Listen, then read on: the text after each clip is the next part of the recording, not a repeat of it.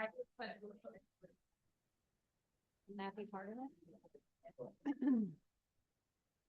I pledge allegiance to the flag of the United States.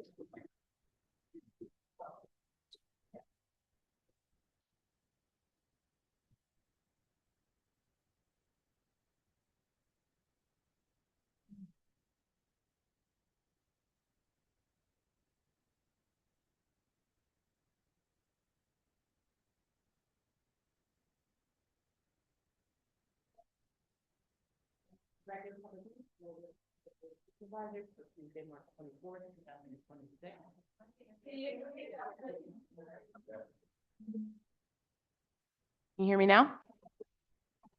Welcome everyone to the regular public meeting for the Lower Gwinnett Township Board of Supervisors for Tuesday, March 26th. Board of Supervisors did meet in executive session on March 20th, 2026, and prior to tonight's meeting to discuss matters of personnel, real estate related to the Public Works Garage and a lease in township property and potential litigation. I want to advise everyone that there's going to be a special Board of Supervisors meeting on April 7th, 2026 at 7 p.m. to hear a presentation and to obtain community feedback about the resubmission of BET's proposed plan to redevelop the Springhouse Corporate Center on Norristown Road and 309. Can you hear me? No. Sorry. I'm sorry. I don't know if they can you turn up the volume? Trying. Sound is on. Can't hear. That's because of the talk. Oh, okay.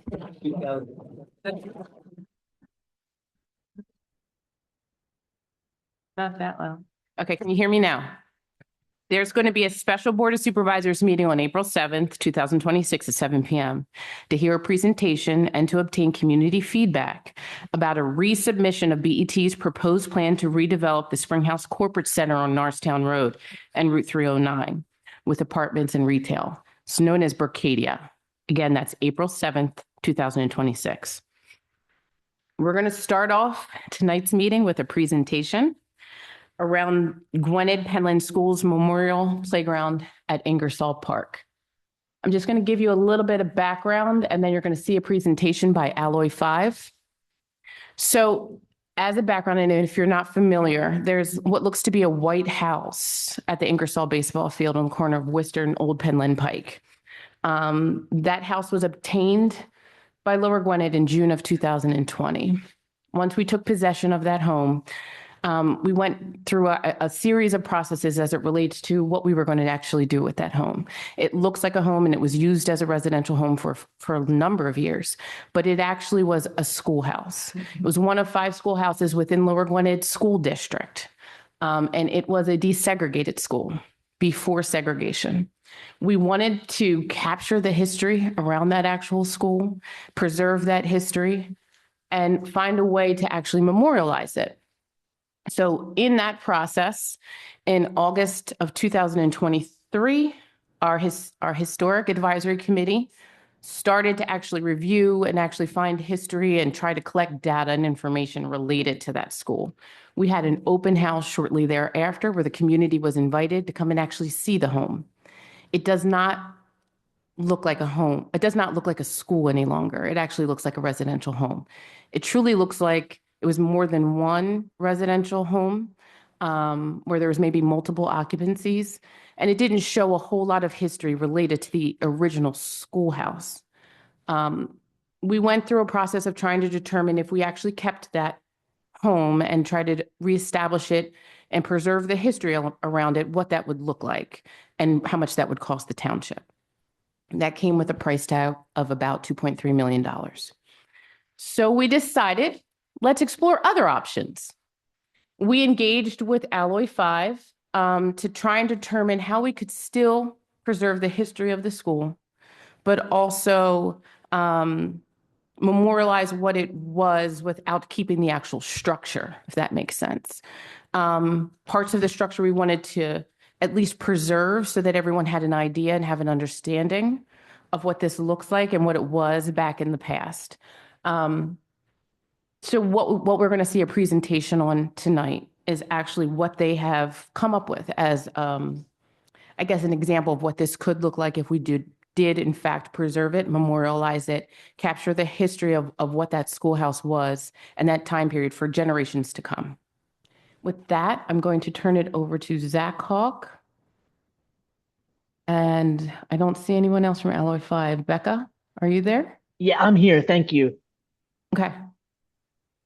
I'm turning it over to you, sir. Okay. Here, let me share my screen.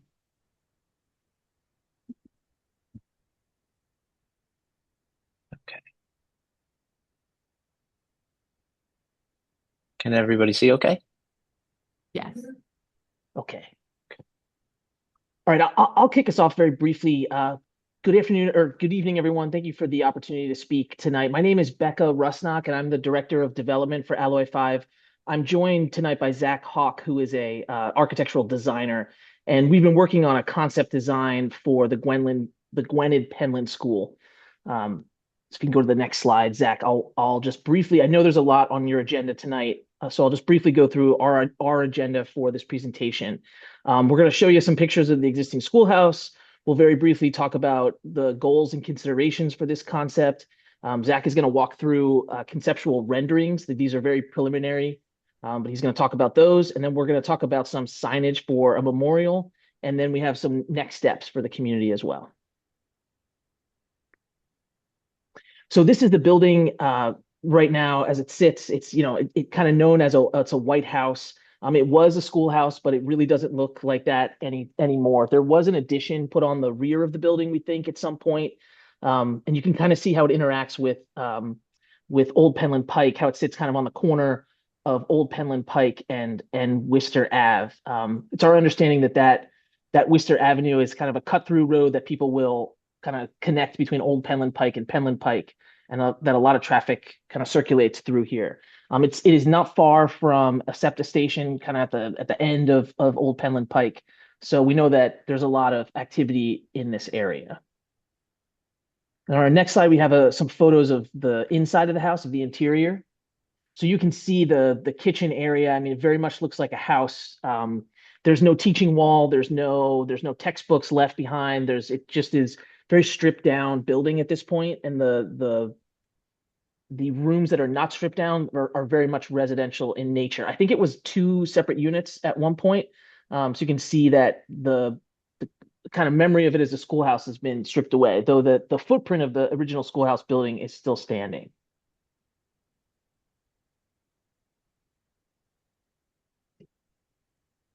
And so Zach is going to talk through the site plan here and give you some overall concept information. Go ahead, Zach. Yeah, so thanks, Becca. So as Danielle had kind of alluded to, we're right here on the corner of Ingersoll Park at Worcester and Old Penland Pike. So the Penland School is situated on that south corner there that I've highlighted here. And with the key elements here being in our concept, the walking path that kind of connects everything throughout the site. You can see that here in blue. And then some memorial markers that really tell the story of the people and the community of the Penland School that the school really nurtured during that time. And then lastly, you'll see the footprint of the building itself, which we're going to memorialize and have a park put on that land. Some additional, sorry, I feel like I'm cutting out here. Some additional program here with batting cages in red here, and then a park picnic area next to the park. So zooming in on that corner a little bit further, you can see those program pieces a little bit further. And then a 3D rendering that shows this corner in more detail. You can see that the building has been left just the foundation, preserving that kind of foundational spirit of the building. You can see the park elements with swing sets, a gymnast, different pieces for the slides and playground pieces, a large custom playground that is a little bit larger, that kind of emulates the kind of schoolhouse vibe that used to be there. And then you can also see the walking trail that kind of takes you around the different pieces of Ingersoll Park. And then here on the corner, you'll see that memorial marker that we're going to go into a little bit further. So going ahead, we're going to look at a few different renderings of what this may look like in the future. So this view is from the corner of Old Penland and Worcester, looking at the park itself, and what it used to be is that white single room classroom. You can see the batting cages in the back there and the picnic area. And the fence along the back here is the outfield fence for the baseball fields. Walking up that path and starting to gain view of these different elements throughout the park, we're proposing that this could be preserved foundation of the building. So the stone walls being preserved and kind of containing that parkscape, so that kids don't have the opportunity to kind of like get out towards the street, and it maintains that element of safety there. This wall was also proposed as a mural location, so local artists that could kind of paint the story of what the Penland School was is an opportunity here as well. It's just left kind of blank for now, but that's to be discussed. Going up the path a little bit further here, you see the different park elements, as well as the large playground and the smaller playground there on the corner.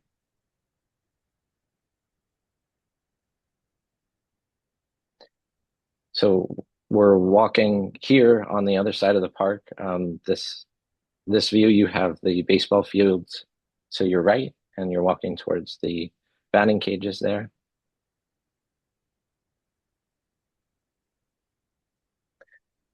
A little bit closer view of the picnic area with the park behind. This area, this view, you're looking towards Worcester.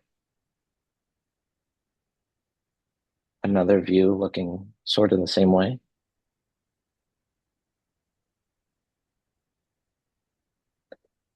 This view is from Old Penland Pike. So you have you're back to the cars that are on that road. And then this last view is really getting at that idea of the memorial. So we would like to propose that the memorial has different elements placed throughout the walking path that really tells the story of the kids and the community that was served by the Penland School, and tell their story more than just the house, preserving the house would. So looking closer at the memorial walk and those pieces, the first memorialization method that we kind of came up with here was a looking glass marker. So these markers are clear markers that show what was there in the past and how it used to look like. While you're standing on the path, you can kind of look through this plexiglass and see what the building used to look like. So this is kind of what this community has done to kind of revitalize an area of their downtown, to see a church that used to be on that plot of land behind that marker. So doing something similar at the Penland School, we're proposing that this looking glass to the past will be something that people can read about and learn the history of all the children and the community that had gone to the school. So looking a little bit closer at this, so we're still in the early stages of finding documents, artifacts, and photos of the different people that went there, and the different views that may have been captured. So some of this is still preliminary, but this is the basic format of those markers. You can see that there's a QR code that kind of will take you to more information if people would like to learn more about the walking path, the Penland School, or the surrounding areas. And then a few of these are just a few different ideas of different markers that could be placed throughout the site of Ingersoll Park.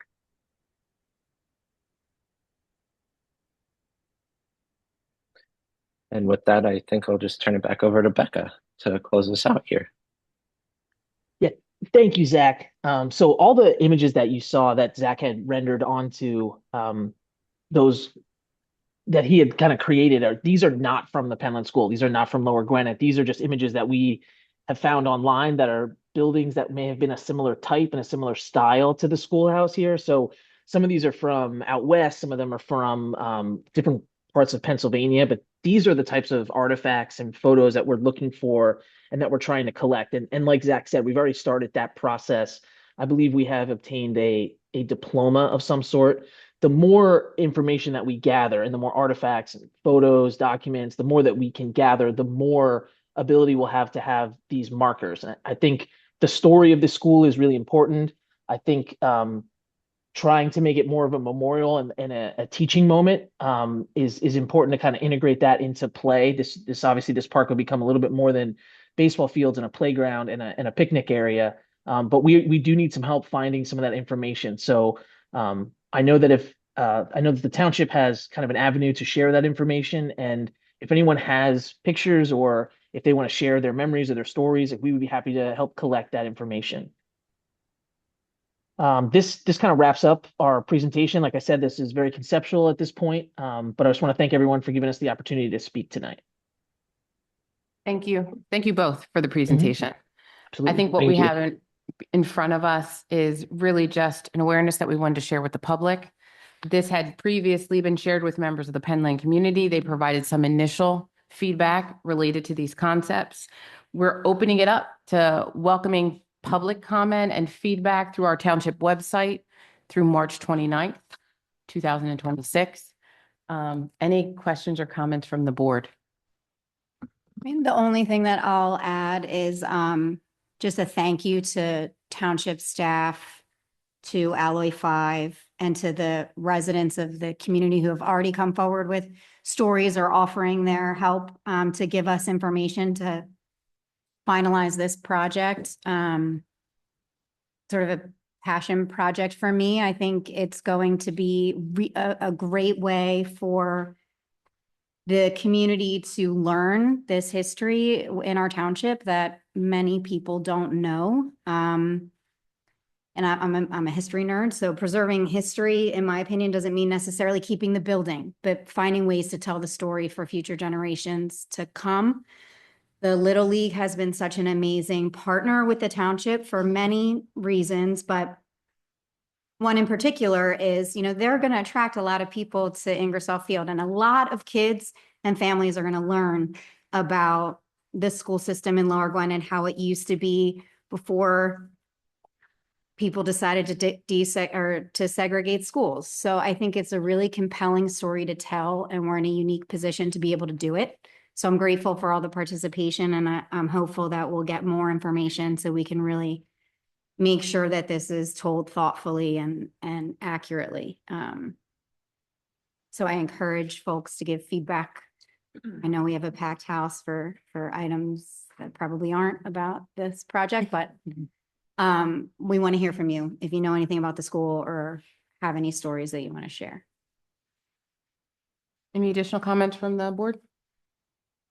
Seeing none, I think we have somebody online that wants to comment, public comment.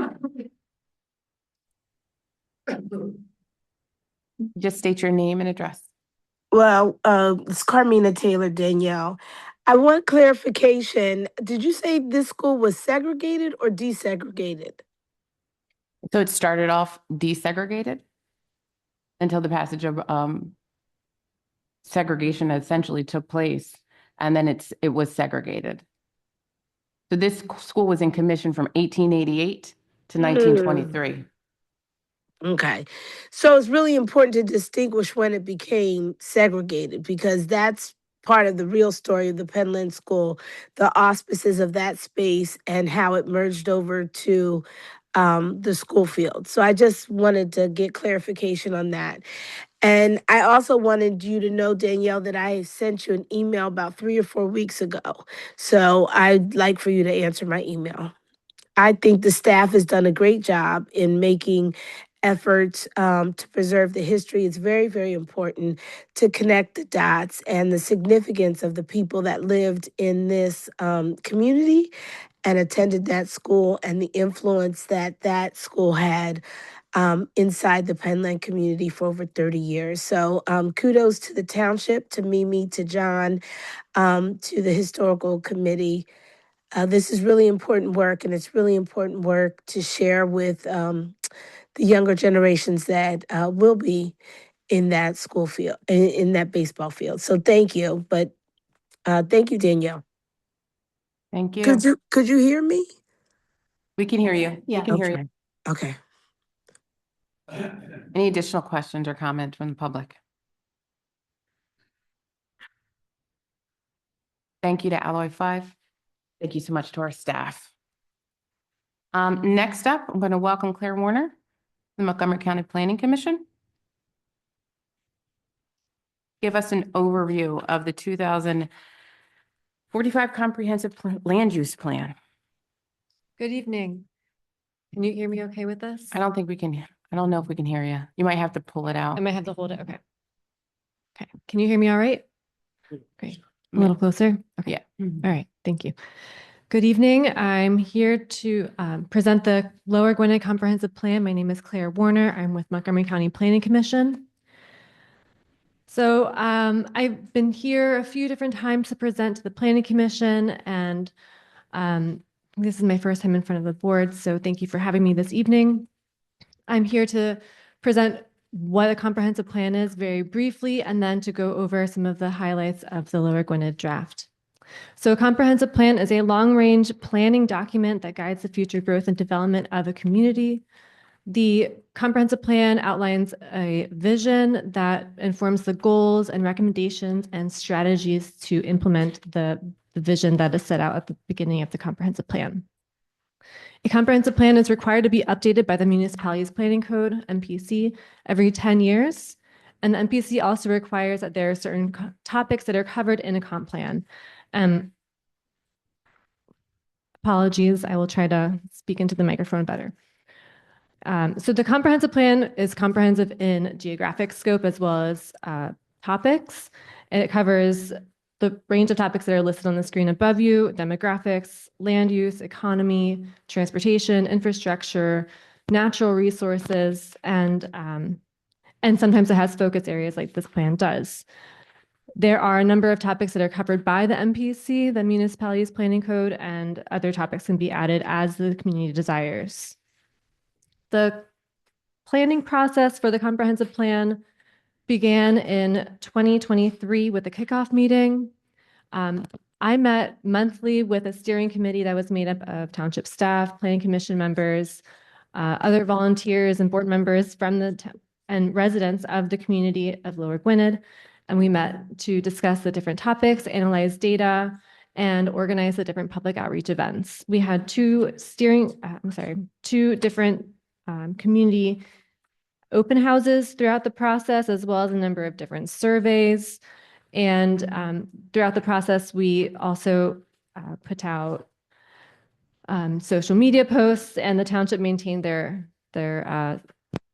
newsletter and other posts on the township website to keep the community informed as best as possible. And now we are in the final review process of the comprehensive plan. Last month was the development town hall that presented a final draft of the plan, as well as some other development topics that are covered in the comp plan. So just to give a really high level summary of the public engagement, because there were a number of different events. The first one, this poster is from the Fall Fest that I attended in 2023.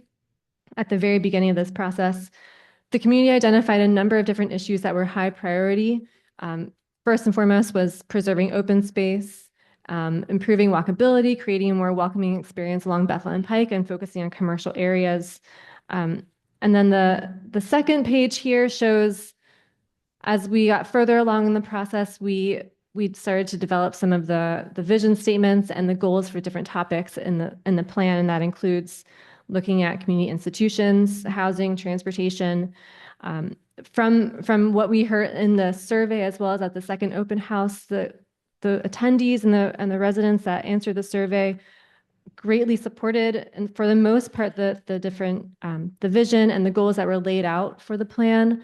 And there was expressed a strong desire for more community spaces, more third places that could be in the community. And there was also a desire for a balance between creating opportunities for growth, but also preserving and maintaining the existing community character in the township. And walkability and sidewalks were another high priority for the township residents throughout this process. The main part of a comprehensive plan is a future land use map, which is above you on the screen.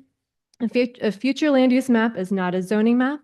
It is not regulation, and it does not prescribe what development will happen, but it does lay out a guide for future decisions about zonings, land use, development, and infrastructure improvements. For any development to happen, the township still has to go through the land development review process. And for any land use that is not currently permitted, the township has to go through a zoning amendment process to look at the zoning map and also the uses that are permitted in each of the districts.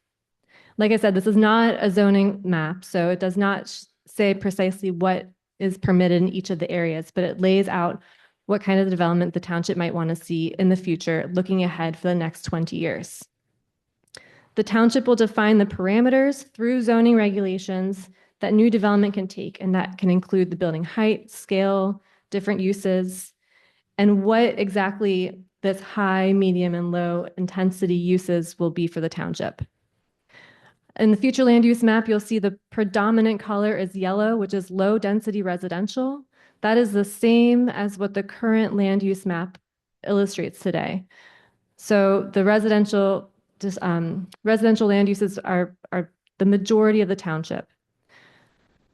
And I just want to explain a little bit more about the different future land use categories. If there are any questions, I'm happy to answer any questions now, but I can just keep going to describe the different categories. Okay. So I know that there are a lot of people who have expressed an interest in Bethlehem Pike and thinking about how that area can be revitalized. The future land use categories for Bethlehem Pike are shown as mixed use, and they're shown on a tier from low to medium to high. Like I said before, the township will define exactly what that means to fit the characteristics that the township and the township residents want to see. But it's meant to show areas that are currently developed and areas that have the potential for development in the future. And then it also shows where the areas will transition into the lower density residential areas to not create development that is out of scale and out of character with the residential areas that surround it.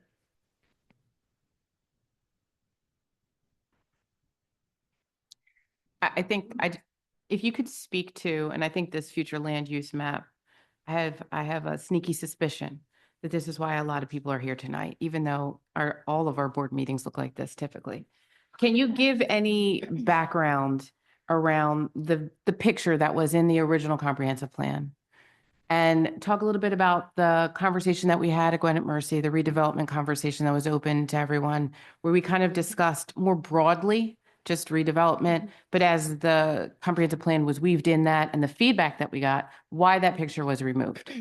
And if you could give background as to the conversations from the open house and public surveys that made you want to articulate what a town center could look like. Okay. So in an earlier version of this draft comprehensive plan, there were illustrations that showed concepts of what future development could look like. And it was using some parcels, some properties that there's nothing planned to happen now, but they were just selected because we thought they were representative of some of the other areas that are along Bethlehem Pike. We selected them to illustrate good planning principles that we felt would be appropriate for future development. Some of the medium scale ones, I'll say, we're using pictures that are of existing buildings along Bethlehem Pike that we thought would be appropriate to replicate throughout the corridor. They're about 3 stories in height, and they have some of the design features that contribute to a walkable streetscape. Many of the principles that we tried to illustrate in the comp plan and through those illustrations were architectural design features and elements that create like town center type places with buildings that are built up to the street that have architectural detailing, that have wide sidewalks, street trees, and other elements that make a place a little bit more welcoming and have opportunities for people to gather, public spaces and amenities like that. So the principles behind those graphics are still described in the plan.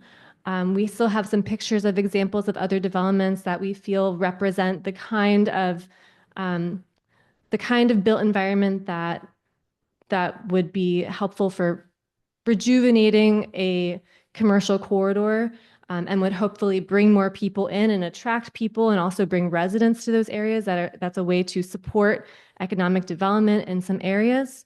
But the graphics were removed because they were causing a little bit of confusion about what was intended with them. They were not intended to dictate the kind of development that should go there, but just to illustrate the concepts that I just described above. So we had, I guess, 3 years? I feel like it was forever, but 3 years of meetings consistently, the comprehensive plan committee or commission.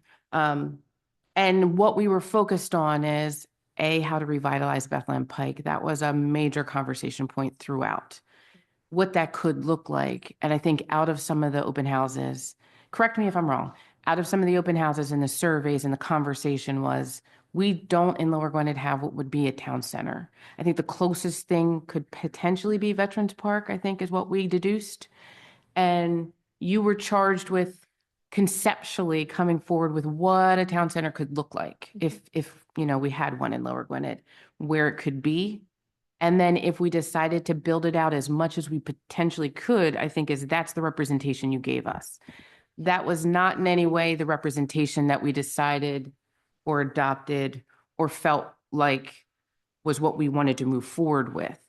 But I think because of the conversation, where could a town center be within the parameters of Lower Gwinnett? What could it look like if it was reimagined? And then if we wanted to push the envelope and build it out as much as it potentially could be built out, this is how it could look. And so what that would involve, and I'm just trying to clarify this because I know our neighbors and friends are here because I think they want to understand it. Land development would still have to happen. Zoning changes would still have to happen. A review process would still have to happen. And all of that would have to happen in the public. All of that would have to happen with a consensus of the board agreeing that we would move forward in that manner and with public hearings, input, and so forth and so on. So the future land use map is truly just as a guide as what could happen, not necessarily what will happen. And we are going to be left as a township to define what low, medium, and high mixed use is actually going to be in our township. It has not been defined for us in this plan. You're kind of charging us with, here is your plan. You have to take the next steps and actually work through this process with your staff, with your public, with your neighbors, with your friends. Define what low use looks like in Lower Gwinnett. Define what medium use looks like in Lower Gwinnett, and define what high use. It might not look the same as Upper Dublin. It definitely probably won't look the same as Ambler. But you guys have to come up with what this would be for you. And then this is the plan that's going to take you for the next few decades, as it relates to, in all extreme cases, this should be the guide, and it should not disturb residential areas. And we've concentrated our growth really, because we're pretty much built out. we've concentrated our growth along the business corridor. Because there will become a time where you need to ensure that you do have a healthy, economic, vibrant footprint within your community. And there will be times where businesses or occupancy will change. What will that look like and how will you revitalize that? How will you accommodate individuals who potentially could or would want to move to your community and might not want a single family home? So that was some of the conversation, and I think that's what fed into this future land use map. I think this is the most extreme of where we're going to be. I don't think that we could be here in 10, 15 years, honestly. That's just my perception. I think we have to talk to our neighbors. I think we have to talk to the public and see at what pace would we even be comfortable starting to make steps incrementally towards this. But that's part of what the plan is. You have to work your plan. So I'll let you continue, or anybody else from the board have questions or concerns around the future land use map? I'll let you continue. That's all that I have for the presentation. Well, I'll ask that you stand up here for just a second, or you can sit down, but come back up. I wanted to just, and I know, Sit down, come back up. it doesn't matter, whatever you feel comfortable with, Claire. We appreciate you coming out. We appreciate you spending 3 years with us at Lower Gwinnett. This was a large undertaking because I don't know how much everyone knows, but our last comprehensive plan was in 2000. So it is 2026. Community changes and neighborhoods change a lot in 26 years. I wanted to give everybody just a little background because Mr. Tversky and I were the two board representatives on the Comprehensive Plan Steering Committee. The plan was developed with the entirety of that planning steering committee, township staff, the Montgomery County Planning Commission, and we met monthly from 2023, about the summer of 2023 through the spring of 2025, to review materials, to provide input across the plan elements. And all of that was sustained through public engagement, through surveys, outreach through our newsletter, social media. We had a project webpage. We had 2 public open houses. And we also had a redevelopment open house at Gwinnett Mercy in February, which gave residents another opportunity to come back and ask questions and get feedback. I am one of those individuals who likes to plan. I believe doing your due diligence is necessary and absolutely needed. I think that the comprehensive plan is a roadmap, and it doesn't mean that you don't divert from the road, but it's the beginning point of having conversations about what we need to plan out for the next till 2045, essentially. It will help us make decisions consistently and transparently over time. It also helps you as residents understand what the township is trying to protect and what we're trying to improve. I think we took a concerted effort to make sure that our residential areas remain our residential areas and that we have a business corridor, which I don't feel comfortable saying it's failing, but it could use some assistance. And how we plan to respond to that and what ways in which we could potentially respond to that. So I think, again, I wanted to make sure that everyone understood what took place. This does not approve any kind of specific development project. It does not authorize any specific building. It does not change zoning. The future land use map is a draft and not a zoning map. It does not in and of itself change zoning. It is guidance that could inform ordinance work. So I know that a lot of people have come up to me and I've seen some of the email chains, and I feel like you guys should help us with our communications because we have a beautiful turnout tonight. And whoever sent out all the emails to make sure that you guys came tonight, we would like you to assist us moving forward. But the goal is for everyone to be on the same page and understand that we as a community just want to take proactive steps to plan. We're not in any way saying that this is the plan moving forward as it relates to the visuals you saw or even the land use you saw. We need to define what low density is. We need to still define what medium density is and what high density is. Our current comprehensive plan does not do that. And I think we need to come together and have conversations about what that potentially could or would look like. If you're worried about any adoption of this plan authorizing a 5-story building near Giant, it does not. A rendering or a concept of an image could never be an approval. It is not a permit. It is also not a zoning change. The approval process for any real development is separate. We would have to go through land development and zoning, just as Claire kind of outlined. I think, and we touched on this a bit, the reason the level of planning matters in Lower One is because we are largely built out. Infill development will continue to impact our township. I think we need to be concerted in our efforts as it relates to potential developers that are going to come before us. And if you stay long enough, you'll hear one of them later. And that wanna develop in Lower Gwinnett. I think we as a board and as a community need to have clear defined parameters about what we think is low density, what we think is medium, and what we think is high, what we want and what we do not explicitly want. I think there was some logic behind discussing a town center concept just because it is something that we do lack. And I think that that is to some degree a detriment as it relates to building a very vibrant economic corridor. But it's just one option. It's not a mandate and it's not even a promise that that would actually happen.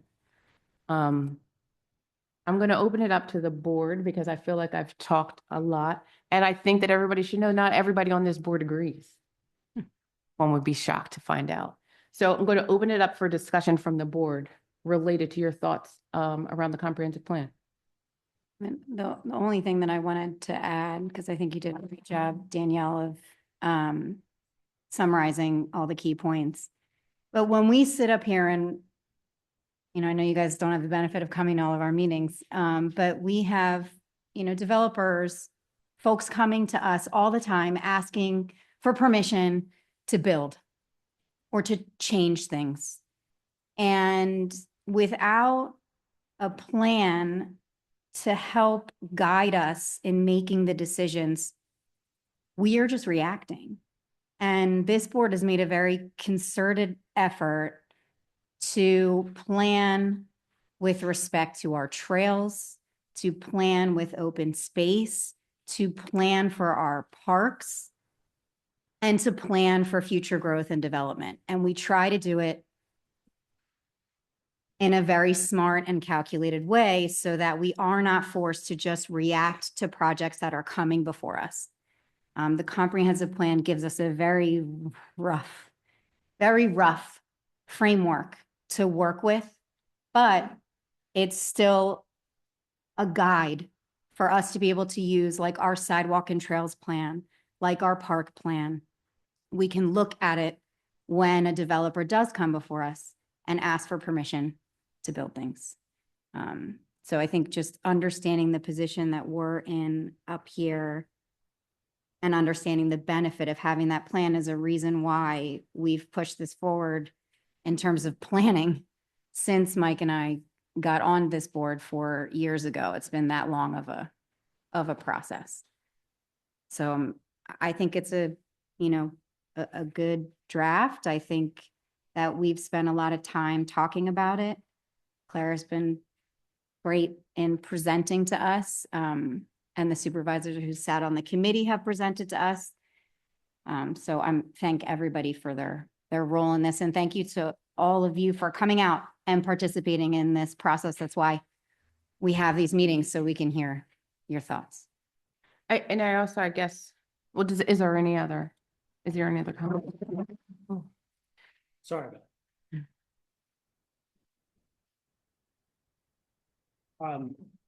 It's not working. Is it on now? Here you go. All right. All of us on the board act with the township's best interests at heart in everything we do. We will not all agree on every decision that we make.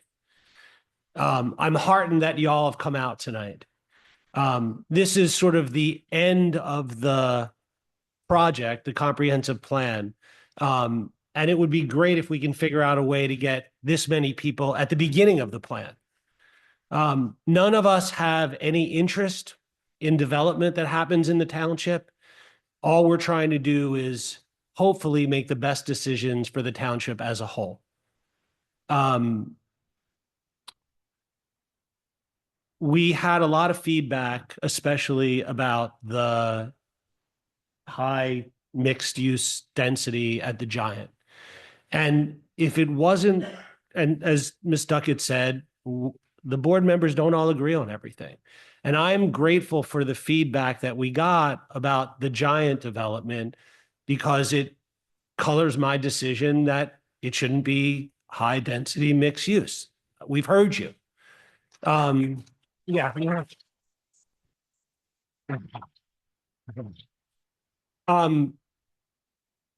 Y'all sort of see the power that the community has as a whole. We just have to try to figure out a way to get everybody involved earlier. And we don't have all the answers.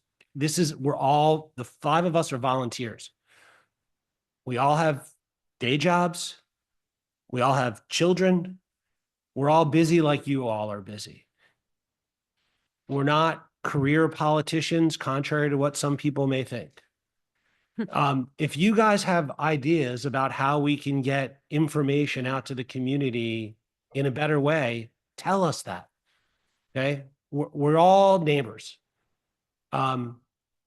So again, thank you all for being here. I appreciate it. Mr. Twersky, I have a question. Yes, ma'am. What about the comprehensive plan? Understanding that it is a plan. I don't know if we can put the land use back up, but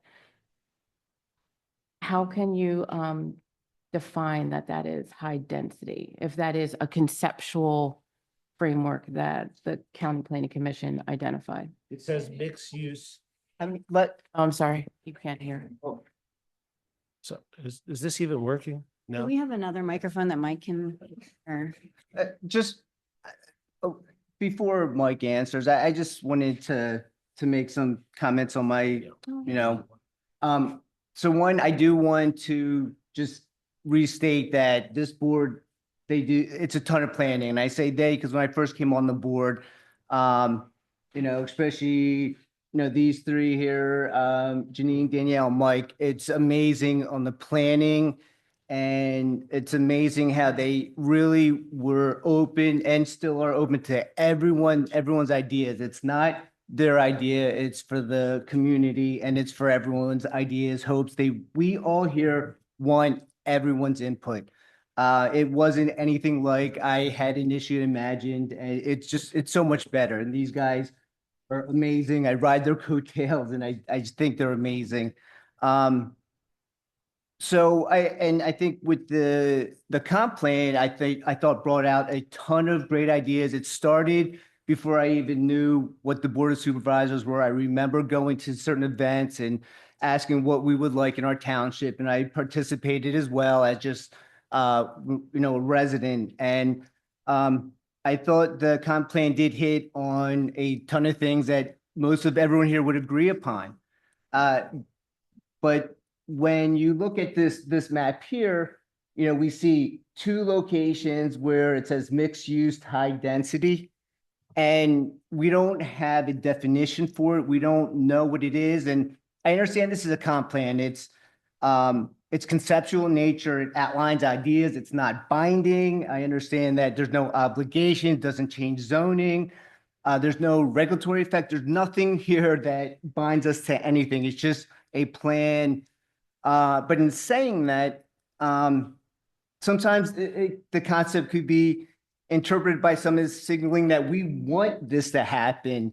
And that confusion, that's not our intent. At least it's not my intent. I don't believe it's high density everywhere is anyone's intent. I just don't think that I don't want to put a mixed signal, any mixed messages. And just for that reason, I could not move forward with, agreeing to the comp plan as written, because I just don't want any confusion out there to have high density in these two locations. So that's my position. And, just wanted to let you guys know that's kind of where I'm coming from. Again, I understand the comp plan has no teeth, right? No zoning changes, nothing, but I also don't want to signal to the public, to, anyone that would think about redeveloping, that's something that we would agree upon. So that's why I would object to this. But everything else, and there's so many good things about the comp plan. It just, this one little thing is just, it's not little, obviously, that's why the room is packed. But it's what I think I agree with you guys out here and what is concerning. But just to restate what Mr. Torski stated is and actually everyone, it's great to see you guys out here. Hopefully we can see this more often, have your input. It's what we need. It's what we want. It's what everyone here on the board wants. And let me just, in response to Ms. Duckett's question, sort of, at least the way I think of my job, I was elected to represent the entire township. We have ideas when we hear from the township that you don't like an idea, we change an idea. We're not embedded in it. That's my position. I think there's a lot of confusion and misunderstanding about this map and about the comprehensive plan. But if your concerns are allayed by us removing something, then that is appropriate from where I sit. That doesn't mean, and I agree with Ms. Duckett, these are just concepts. There's no zoning change. There's no land use that's been done. There's nothing that's been decided. But it obviously makes a lot of you uncomfortable. And yeah, I get it.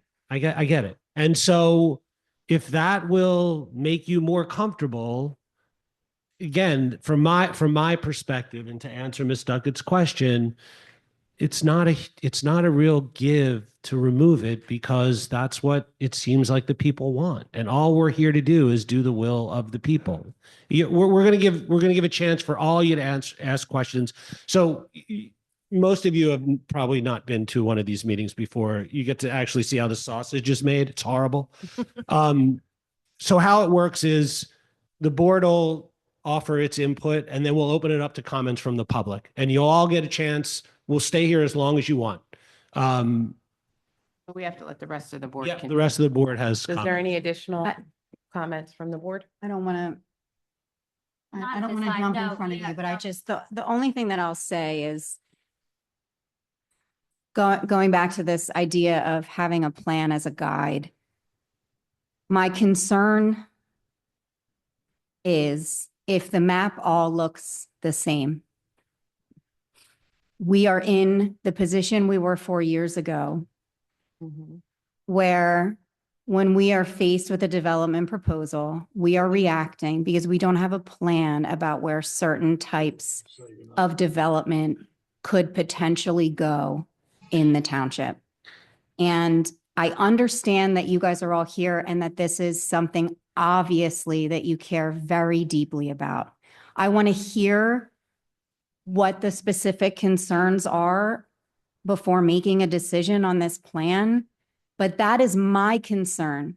If the map doesn't plan for the future over the next 20-some years, and it just looks the same, then when new development comes before us, we're just reacting. I liked the idea of, and I agree with, I think some of us, if we sat down across the kitchen table, we would talk about this stuff and we would probably find a lot of common ground. I live here too. I have 3 kids in the schools. I think we care about a lot of the same things.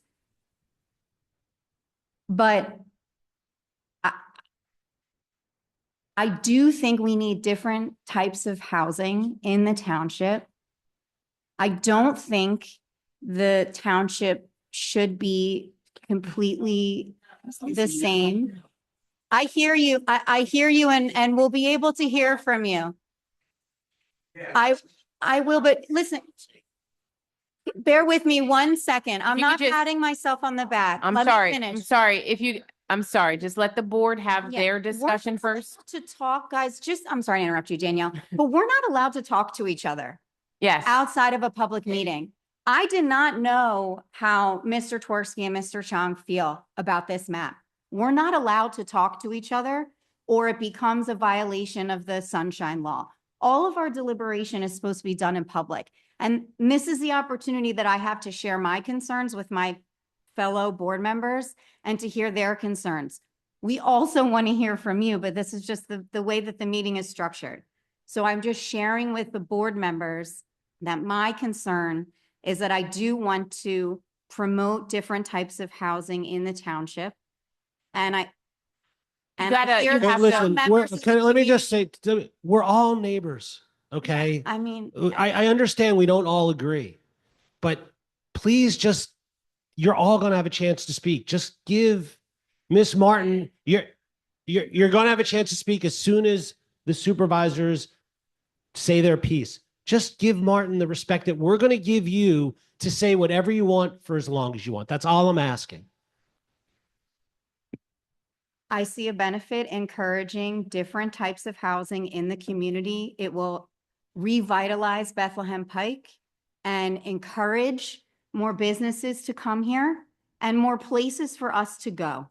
So I worry if we have a uniform blanket plan that doesn't have any words that upsets people in it, it's going to be difficult for us to plan for development moving forward. That's my concern. Any additional comments from the board? I just wanted to share, and Ms. Martin, again, we have to follow the Sunshine Act. We're not allowed to speak to more than one other supervisor at a time. So this is the first time that we have had this conversation. So I appreciate your patience while we have this conversation, and then we will open it up to public comment. I want to share the same feedback that you share. I feel the same way. If it looks the exact same, the developers are not going to stop coming to us, and we will have no guidelines, no plan to actually respond. I think that it is important to note that this was recommended for approval 5-0 by our Planning Commission. This was recommended by the Montgomery County Planning Commission. We also got a letter of recommendation from Whitpain Township.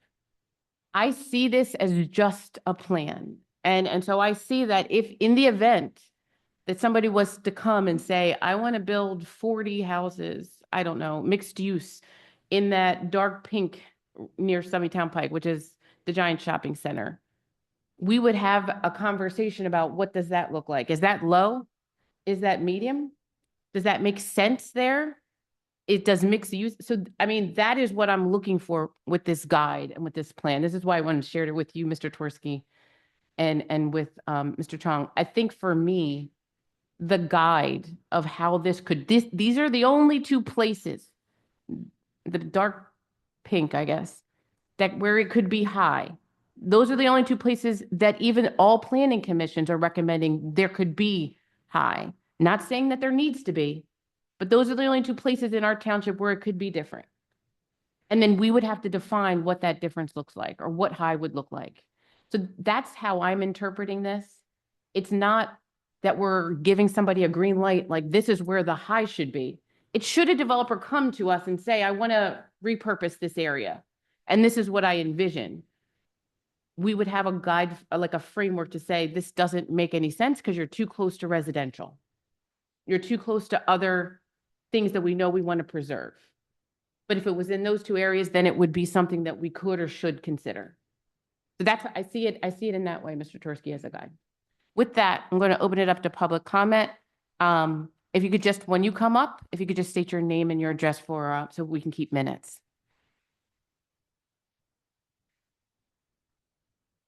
Thank you for explaining. I think you have to take it out and pull it closer. I'm sorry. Thank you. You have to say your name. My name is Sue Roth. I live at Spring House Estates, 728 Norristown Road. Thank you for explaining this because I have great concerns about those two red areas and the impact in particular that it has on traffic on Norristown Road. When I look, and I've only looked cursorily at the plan, I didn't get it until recently.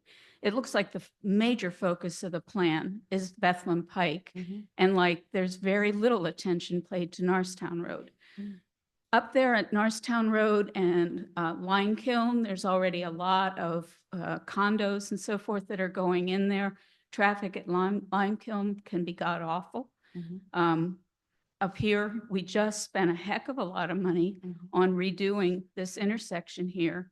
There is no room at this intersection for expansion. There really is not. And I don't think that there's adequate attention given to the impact of traffic and the ancillary areas outside of Bethlehem Pike. Thank you for listening. Thank you, ma'am.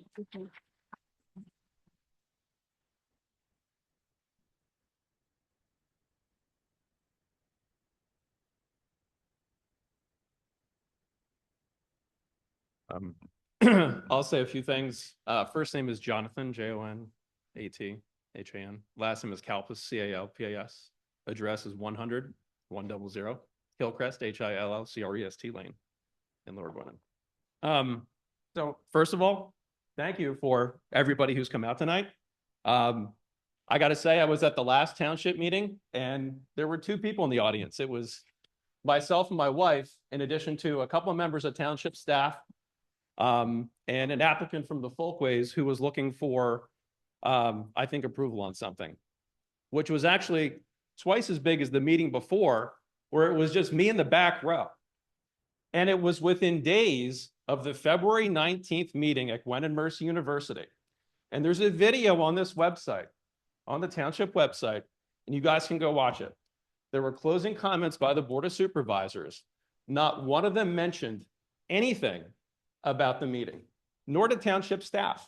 Mum was the word. But we had at least, I don't know, 2, 3, 4 comments on snow plowing and thankfulness for snow plowing. I appreciate snow plowing. I really do. But at the end of the day, wow, right? We had this huge meeting. There were probably 35 to 40 people in this meeting, and there was no update to the public. And I sat in the back row. I didn't make a comment because I wanted to see what this board would say. So you guys are all operating under the guise of transparency here, but you've anchored to opacity. Nothing more than that. The last meeting I came here and I requested, I was like, where is all the data that supports the conclusions that were drawn in this report? And I got affirmation from our zoning officer and from the township manager, and I think support from the board that this would be posted.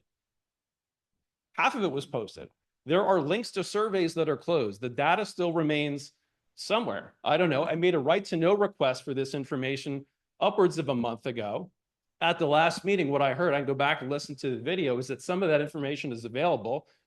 A 30-day extension was invoked. Conveniently, that 30-day extension would take us past the vote tonight, which was scheduled. And I feel in my heart of hearts, if this room wasn't packed, we would have been voted on this already, and we would have been out the door, and it would have been approved 5-0. So I think you owe it to the public, and I made this point at the last meeting, and it's on the video. And by the way, the video was posted on Monday. That's yesterday, 2 weeks ago.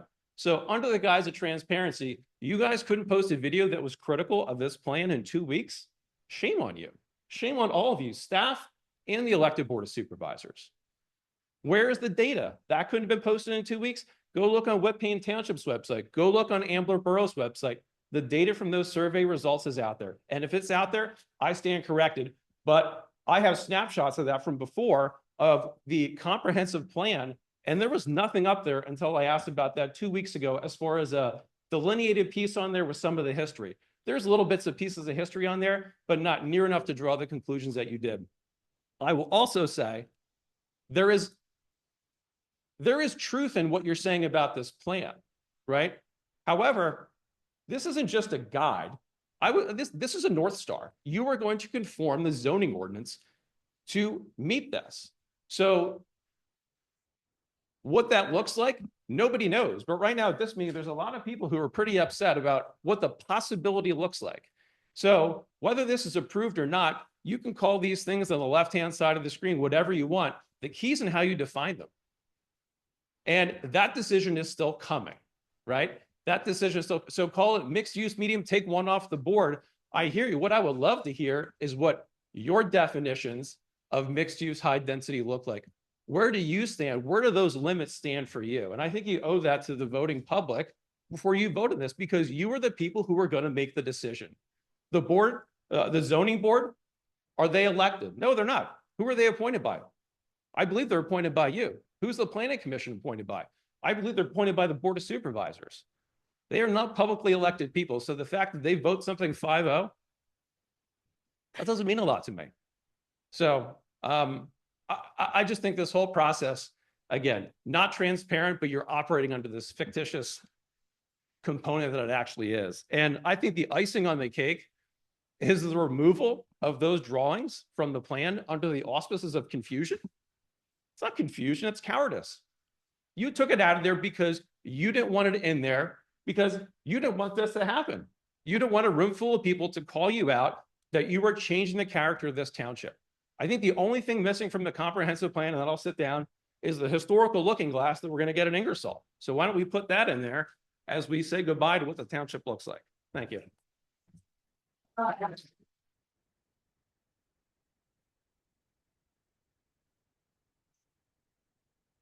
Thank you. That was eloquent. My name is Frank Lochetto, and I live in the Wyndham Woods project. Lochetto. Wyndham, Old Bethlehem Pike. 1128. I was born in Ambler, and I lived here for 40 years in this township.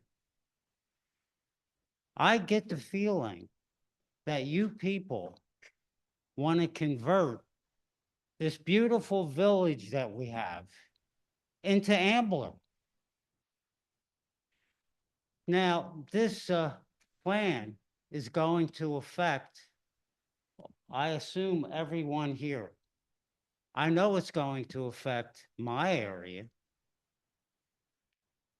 And I believe that you are departing from the true nature of Lower Gwinnett, which was a village community.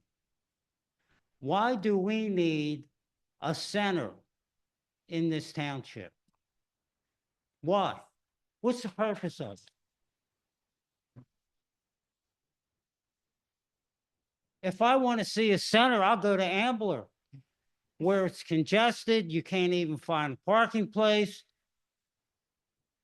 You want to change this beautiful area into a metropolitan area. And to be honest with you, if this proceeds, I hope every one of you is voted out.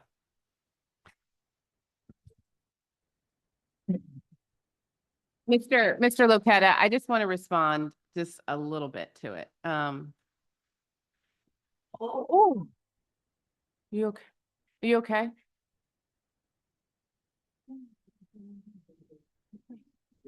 You okay, sir? Yeah. You sure? Yeah. Okay. I just wanted to let you know, I'm a fourth generation Lower Gwinnett resident, but I've lived here my whole life. And I know when you have. I think I know you. I know you too. And so I know that when Jesse's Motel was across the street, it was really hard for me to imagine that Gennardi's was coming. And I'm still upset that it doesn't look like how it looked before. I don't want you to get the impression that I'm thinking that we need to change this to Ambler, because I'm still also slightly upset that the Ambler Savings Bank blocks the sun when you drive down Butler Pike, but that's a different conversation. Well, I'm really just telling you that this board, and from my perspective, I'm only going to speak for me. When the developers come to us, because they come frequently and they come monthly, we need to have a framework to say to them, this doesn't make any sense for our community. We thank you. Some of it could be something that makes sense. And so we bring it to the public. And so we have a public meeting, or they'll have a presentation to us. We depend upon the planning commission to be able to make a recommendation to us. We depend upon the community coming out like this to say what they do and they absolutely do not want. And we're not going to move forward without conversations with the public. I don't want to see a 5-story building anywhere in Lower Gwinnett. I don't want the sun being blocked. I don't want a huge apartment building anywhere in Lower Gwinnett. I do want Bethlehem Pike not to look in disrepair. I would like there to be nice stores and nice places where we can eat on Bethlehem Pike. I don't want to have to go to Ambler to get a decent meal. Now there's a couple, but I would like other options. I would like to be able to walk a little bit. These are the things that I would like. It's not the same as what you would like or what other people were like, or even the people on this board. We're looking for a plan, Mr. Luquetta. I'm understand. looking for somebody to tell me there is no possible way that I ever want to see X. And I would be comfortable with B. We've had people come to us and say, I don't ever want to see an apartment in Lower Gwinnett. And then there's people that are young. Some of them are my children that say, I would like to live here, but there's no apartments and I don't want to live with you. So I have to go to Manioc. And so, you know, and there's older people who say, I can't take care of my yard. I can't take care of my property taxes anymore, but I love this community. I want to stay here. These are the conundrum of issues that are being brought to us. We're trying to mitigate these waters and figure out how to move forward with a plan. I'm not saying, and I want you to be clear, the picture is gone because nobody signed on to that picture. It's not there anymore, and I don't know if we can show it, but that was a representation that the county envisioned. The county doesn't live in Lower Gwinnett. I'm just talking to Mr. LeCann. I wanted to just say to you, Okay, I just wanted, because I do know you, sir. I know you have a tough job. No, and it's okay. I was a councilman in Ambler. I for- know, for sir. many It's okay. years. It's okay. I just know wanted it's to a answer tough to job. you. I just wanted to answer to you. There's no apartment building that anyone's desiring. We're not trying to turn this into a metropolitan area, from my perspective. I But- mean, that's my position. But thank you for coming out, sir.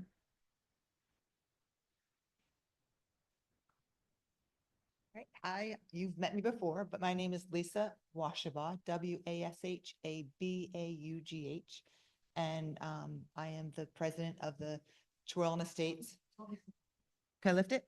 You just looked at. Yeah, you can live. The Twirlen Estates Board of Directors, I guess we call them.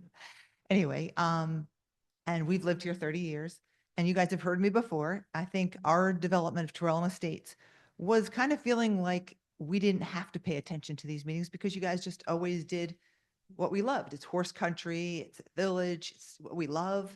If we want to go to something, you know, there was restaurants on Bethlehem Pike when we first came here that were wonderful, that have since closed. But our main concern is that I would love to see Bethlehem Pike come back. And I think our main concern is we got woken when the building happened on Gwinnett Mercy's property. And that's only a 3-story building, and how they took out all the trees behind the creek and to build a basin to build the building. And then they put the other trees, they're either really tiny or they're going to be put otherwhere on their property. And you really woke up Twirlen Estates because we were like, oh my gosh, our neighborhood is forever changed, especially in the winter. The amount of lights all night long that come pouring from those buildings into our area is just shocking, you know, and if you don't live there, you don't know it. You're probably not driving at 2 or 3 in the morning through our development. So it made it so that when we saw the pictures of what you guys were, I know it's just a proposal of that giant and how there was going to be 4- and 5-story high apartment buildings, we kind of like freaked out, knowing that that was not what we wanted. We don't want Conshohocken here. We don't want Ambler here. You know, this is not, if we want Conshohocken, we will move to Conshohocken. So I would say if somebody comes and wants to build something like that, tell them not in this, not in our village, but there are other villages nearby that you can do that. Because I think that the little 2-lane bridge underneath 309 coming into our township won't hold the kind of traffic that's we're gonna need for even J&J and for all the other housings that we are approving. To have those areas of high density just seem out of place, unfortunately. But thank you very much for considering this.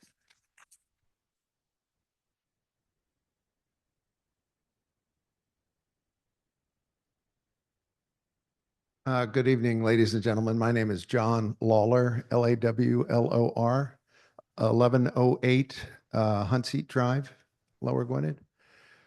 I represent the Homeowners Association of the Polo Club, and I'm a resident here in the township, obviously. I would say, by taking a step back, I was born in Philadelphia. My parents moved us to Upper Dublin when I was a teenager. And from the time that I've been in this area, I have always aspired to live in Lower Gwinnett.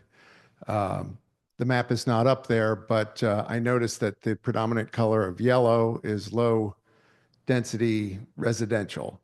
And part of what has always attracted me to this area, and the reason why I wanted to live here, and I'm gathering a number of the people behind me want to live here, is because of the magnificent homes that are in this low residential village community that has been defined by a few other people. Ironically, I listened to what many of the board members had to say about the conundrum they'll be placed when someone comes up and asks you about development. Certainly, I think if somebody came in and said, I want to build a trash to steam plant, you're not going to agonize over that decision very much. So some of this is a little bit fallacious. I think this township has been sort of defined by the commercial areas and the industrial park areas.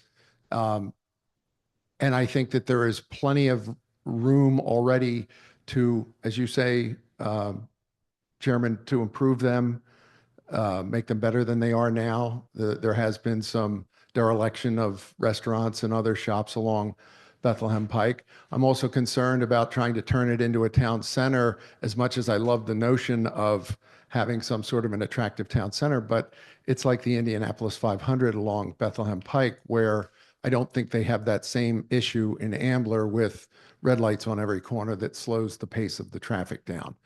But I think if you had started by asking everyone why they came here, rather than what we think the 10-year or 20-year outlooking plan would look like, they would tell you it's the fact that there isn't all of those things, high-rise apartments and townhouses all over the place and traffic galore. And with every passing year, just by time and tide, it gets a little bit worse because we can't hold that back. It's just progress.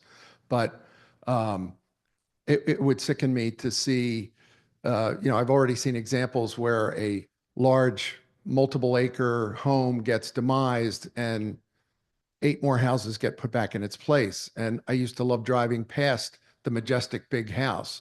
And I didn't begrudge the person that lived in it. And I wish they just stayed forever, but we all die and we all move.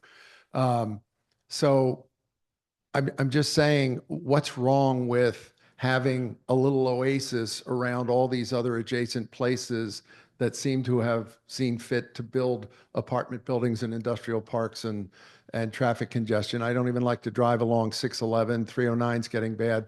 Like these streets, are turning into a light every block now. And I don't want to see that happen to our beautiful township. So with that, I'll cede the microphone.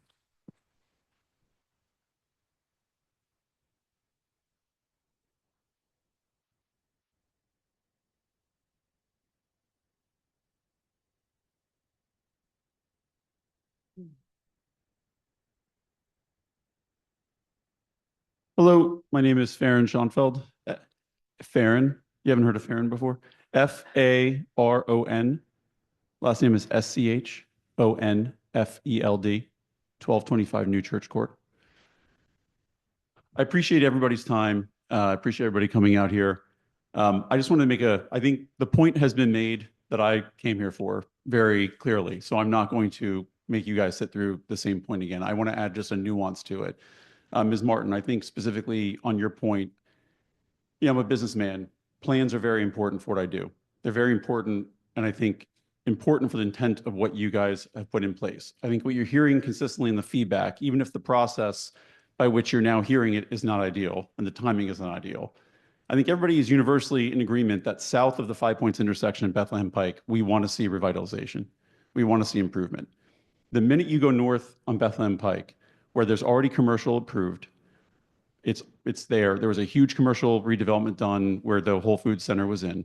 There's tons of traffic, even with the allaying of traffic that was intended with the project that was done in the corner. You guys are 5-6 year terms as supervisors. There will be different people sitting in these seats in 10 years' time, most likely, looking at this and whatever colors are on this map. And to your point, Ms. Martin, about the plan being a plan, but being a guide, that is why it is so critically important to hear this feedback and update the plan to reflect the voice of the people. Because when the next group comes in and sees that magenta or red color on this map, and they hear the developer coming here saying, I'm BET, and I want to build the promenade exactly in that spot, kind of as shown on that page 108 that was in that diagram, they won't necessarily know that the will of the people was what you're hearing tonight. And that's why this plan is so important to reflect what you're hearing, which is we want LG to remain as LG. I understand that there needs to be progress. We are all in agreement that Bethlehem Pike and the revitalization south of the 5 Points intersection is critical, and we would all as citizens like to see that.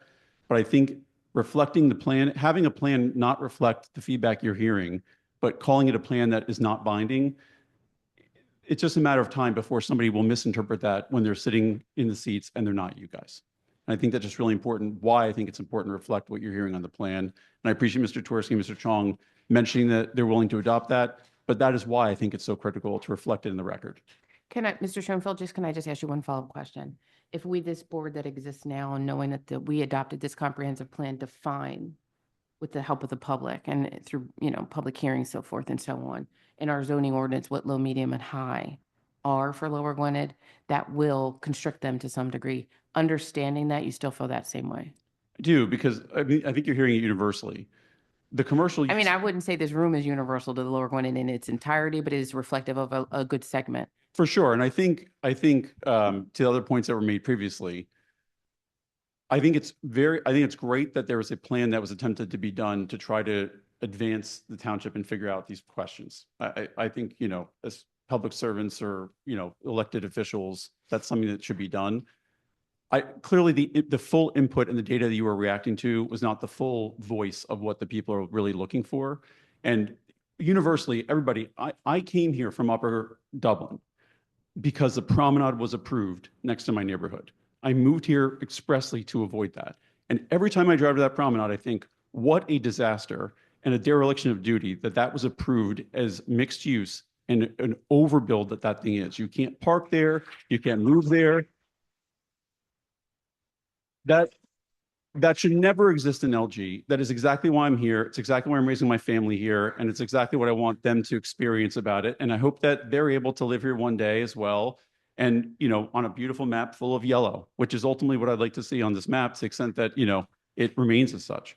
But yeah, that's why I think these magenta items, and by the way, one other thing, we're talking about this being a guide, but what I see here on the agenda tonight is I see an orange triangle across from True Ellen Estates, which is proposed for higher or medium density townhomes. So that's not a future use, that's already on the agenda. I see the Bercadia site, also the other magenta, which is now a special meeting. We're not talking about 20 years from now. We're talking about in the next couple of weeks that we're talking about this.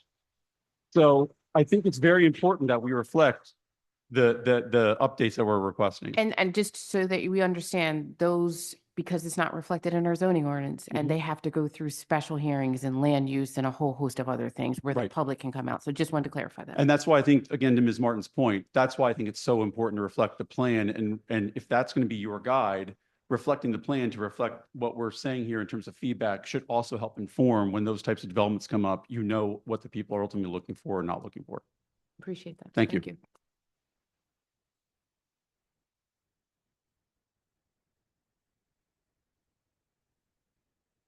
My name's Linda Caligari. I live in the Gwinnett Knoll neighborhood, 1600 Claudia Way. Callegari. Looking at this map, Just pick up the microphone. I think it's going to be hard for the people online. I attended the first meeting that was in this room, and I think I spoke with you and a member of the planning board. You guys were over here. And I brought to the attention to everyone Route 63 and what a traffic jam it is. Never even go up there in the morning. Never go down there at supper time. There are 6 access points to my neighborhood. We're in the top left corner, and we are a cut through for all sorts of traffic. Nobody's addressed it. Years ago, there was a committee of multiple towns that were working on it to synchronize the traffic lights, because they knew people were backed up all the way to Oxford Park. And that's not unusual to get through that light on 309. So that was a great concern, and I don't really see that being addressed at all. The other concern I had was there's still large estates tucked away in various places in our township. And I'm thinking of the one right where it says Evans Road. It's gray on your map. There's a single family house with a barn and a lot of land. I, question whether in the midst of all that housing, there might be some townhouses there someday, or are there other identified estates where you all are willing to let somebody put in a whole bunch of townhomes in the midst of a That's number neighborhood? 4 on our agenda tonight. Okay. We're still on number 1. The other issue I questioned is whether on your mixed use, does the county or the state have any numerical values, a range for each of those areas, so that we would get a sense of it, we could compare it to what we know of today. That's really my concerns. I mean, we're in the top left corner there and surrounded by lots of vehicles that are zipping through, stop signs, and there are kids walking to get to school, get on the school bus on the corner. And some of these cars and trucks are not even stopping. So we kind of feel like we're, the forgotten, we're above Summingtown Pike, so we're not worthy or something. That seems to be the case. So thank you. Thank you, ma'am.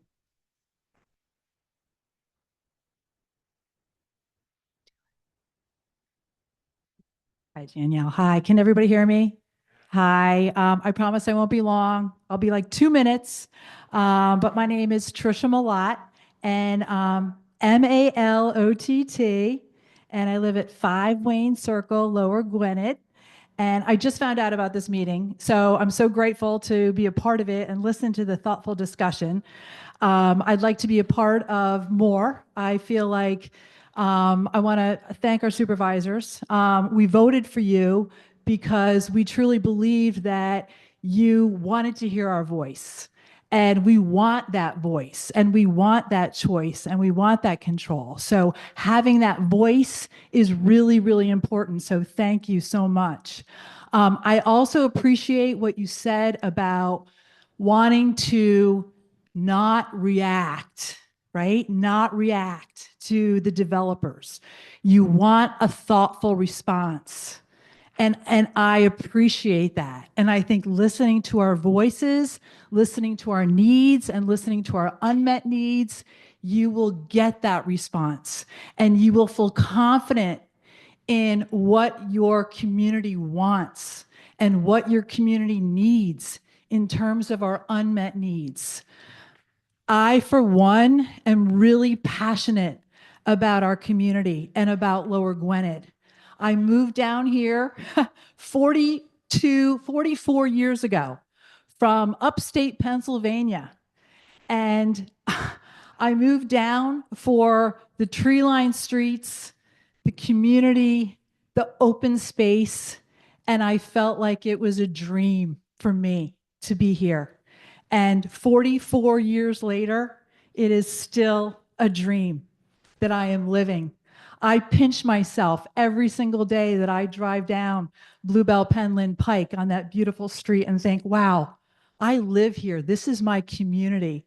And I'm so grateful. And I'm grateful for our leadership to be able to give us the path and listen to our vision of what we want for our community. So in thinking about it and thinking about looking at our plan, right? So looking at our comprehensive plan, you have done hours and hours of work, right?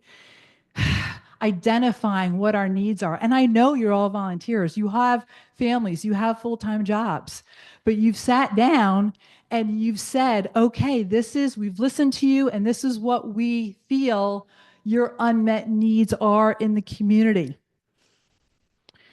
We are homeowners.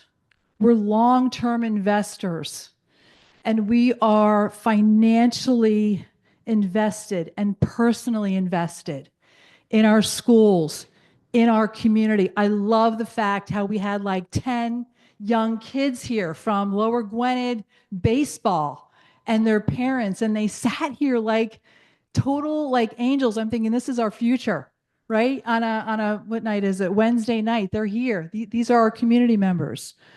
It feels like Wednesday, So- but it's Tuesday. Yeah, what's that? It feels like we've transferred to Wednesday, but it's Yeah. still Tuesday. Okay, it's still Tuesday. Yeah. So I know that there's talk. I'm hearing talk about mixed use and apartments going up in our community. And we know that that doesn't bring long-term investment. It doesn't bring long-term investment to our community. It just doesn't. So it does. So when we think about our unmet needs, right, we look at the comprehensive plan. All right. And I am totally summarizing those unmet needs. But what I see when I look at what we need as a community, we need connection, we need safety, we need belonging, meaning. And I feel too that, and I just have to say it, if we must build, if we must innovate. I know there's a lot of talk about, the innovation center because we want to have like Bethlehem Pike. There's a lot of empty stores and, we want to make sure that we, fill those empty stores. I will say to you, be careful about solving a problem before you really know what the problem is, right? So our Bethlehem Pike, I was there today having lunch at Vic's, and I'm standing in that parking lot and I'm looking around. Dana Hot Yoga is closed. Our Andy's is closed. I look across the street. Those other, strip malls are closed. I'm like, wait a minute. Let's have some thoughtful discussion about how to get those stores open. And the solution isn't, having an innovation park a half a mile away so that now we can, fill up our stores on Bethlehem Pike so those store owners can get business. No, that really isn't the solution. And I think we have to have some more thoughtful discussion about that. So one of the things, if we have to build, right? So we are the silver, if you ever heard of the term, silver tsunami, right? So it's all of us, me, all the baby boomers that were born in the 1950s and 60s. Now we're getting older and we need housing for our older adults. Can we possibly, if you have to build, can we possibly look at home ownership for people like me, Lower Gwinnett resident, been here for 44 years, thinking about how we support our older adults with home ownership, a small, thoughtful community for our older adults that will pay back, that will have a tax base. Just a thought for your consideration. And in closing, I just want to say, thinking about those apartments that we're talking about and the mixed use, what need does that meet? What need does that meet for us? And to me, it doesn't meet a need. So thank you. I appreciate your time and I appreciate the opportunity to be able to speak. Thank you.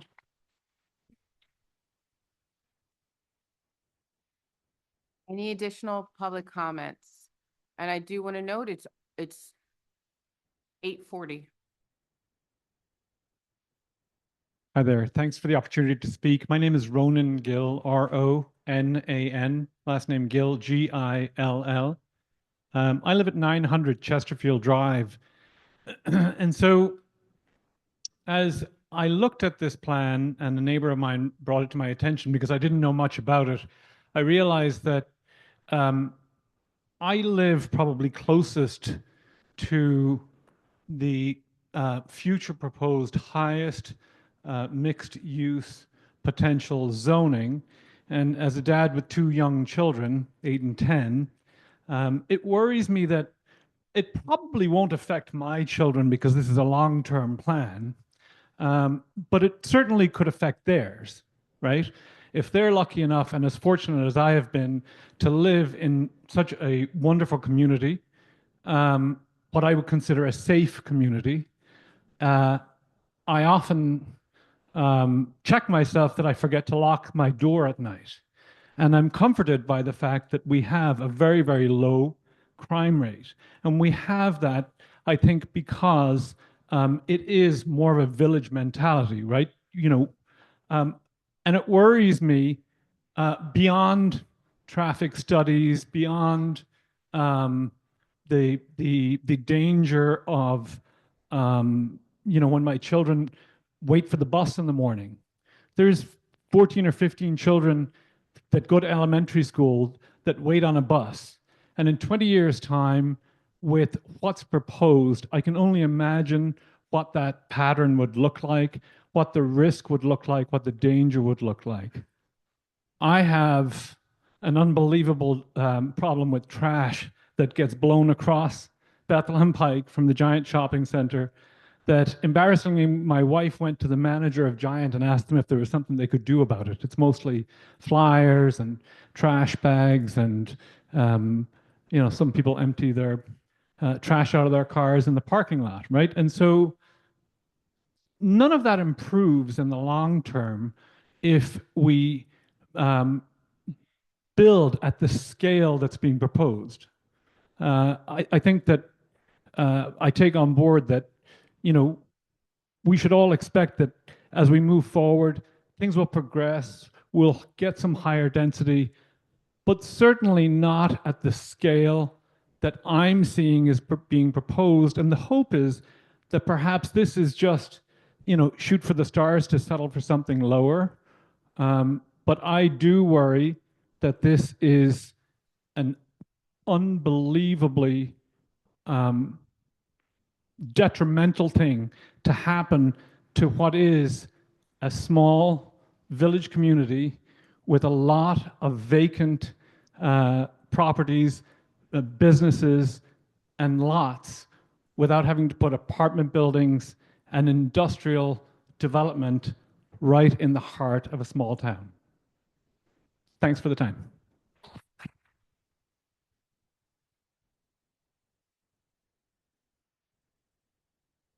Is there any additional comments from the public? Hi there. Thanks. My name is Jim Thomas. Lamplighter Lane, and I've been a resident here for about 24 years or so, relatively new here. And I want to thank the many generations here, including Ms. Duckett. And this is a wonderful neighborhood. We chose to come here over Upper Dublin. The school systems are excellent. The people here are very caring, and it's a wonderful place to live. If we allow something like that to be put in a high density place, we will be outvoted. That one building will outvote us. We can't have that. Outvote who? Outvote each member of our, as our low density areas. Can you tell me how many people live in Lower Gwynedd, and then how many people will live in that house? It will be Roughly 12,009 square miles. Number of people? 12,000? 12,000 people? Yeah. So out of 12,000 people, there will be a significant voting block in these buildings. That building is not owned by Bruce E. Toll. It's owned by a company, a private equity company, Brookwood. So Is that right? I don't know who owns the property. I think you're referring to the Giant property as a whole. And I'm talking about the Bercadia, the Oh, 321 Bercadia. You're talking about Bercadia? Yes. I'm not sure 321 who the name of the Norristown. owner. Do you know? I'm telling you who the owner is. Oh, okay. It's, it's of no I'm telling you, it's Brookwood. It's a Brookwood. Bercadia entity. It's Brookwood, and it's a private equity company, and it's managed by a guy named Adam Schult, Schulte, of JLL, and JLL is a international conglomerate. So we have people who we have private equity interests who will get a major foothold in our area. We may not want. It looks like we don't want that here, and it looks like we may want to preserve the character of our township as a low density, high education, people who value their education highly here. Do we have in keeping with that, do we have the school system assessing what that property would do rather than what Bruce E. Toll says? Are you talking about one specific property? Are you talking Yes. about the Bercadia property? Yes. The special meeting for Bercadia is April 7th. This is about the comprehensive plan as a whole, and we're really only focused on land use and preparing for future land use. So if you're talking about Bercadia and that site on 309 and Norristown Road, we're going to have a special meeting for that, not next Tuesday, but the Tuesday after April 7th. Understand. So we're not talking about any specific development. Does that And make sense? Well, yes, and my question is, does the school system put in input for the prospective land use issues? Does the school system address it? I don't think that they put in input, no. Is that, They do? They do. and For do- this? They're for this? Oh, I'm talking about the comprehensive plan. The comprehensive But the plan. school district does review the comprehensive plan. It They gets did sent to review them it? as a requirement, yes. and do you Okay. make that available for us? Their review? Yes. Is it online in the packet? Sorry, they're just sent, we're required under the MPC to send the plan to all neighboring municipalities and the school district. So they received notification that the plan was available for them to review. We only received a letter Whit back Pain. from Whit Pain. Yeah, Whit Pain Yes. was the only municipality that responded to us. So we don't, when we propose something like this, we don't ask our school system, how will this impact you? We're required to share it with them if they choose not to provide us any feedback. Can we ask our school system? We can do a lot of things, but I don't know if we would actually get the feedback. I mean, we advertised it on what date? And I don't want to. What date did we advertise it? The 18th? No. The That was plan has good. been out for 45 days. Yeah, Do you remember the day in February? it was February 3rd. So they've had from February 3rd till now. But our school district has not responded. Correct. Thank you. I did have a question about that as well, Jamie, because the draft ordinance notes that the WIS school district comments have been duly noted. So that was a question I had. We have not received copies. I haven't received any of the count. I don't know if the county did, but we did not. I didn't directly anyway. Mr. Thomas, I just want to make sure that I'm clear on what you understood. The owner of the property where Bercadia is the current owner of the property. That's not the entity that's proposing the development on April 7th.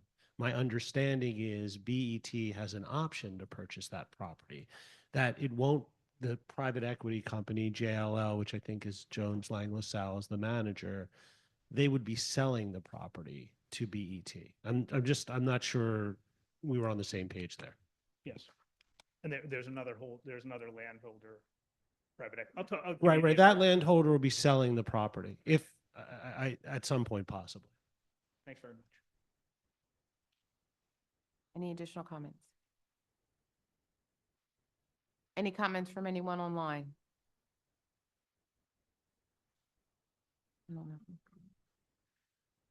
Oh, you're, okay. Anybody online? I'm sorry. Okay, go ahead, sir.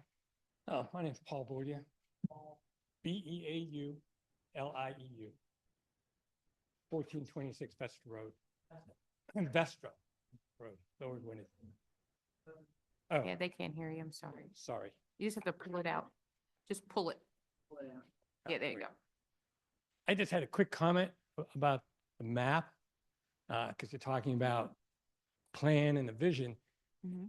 And the one thing that strikes me has to do with probably the most controversial, but the mixed use, high mixed use, especially the ones over on side of Norristown Road, it just seems inconsistent. Especially if it's going to be mixed use with retail. I mean, all the mixed use with retail I've seen in the area, is very successful when there's a lot of other retail or other things drawing people to that area.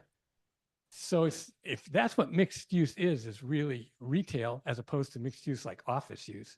But if it's retail, I think you'll end up with your problem you got on Bethlehem Pike, where you're going to have empty retail stores. Otherwise, you'd probably have to have most of Norristown Road turned into a mixed use if you're saying that mixed use is going to be retail stores. I mean, why would people go there? So it just seems like it doesn't go together.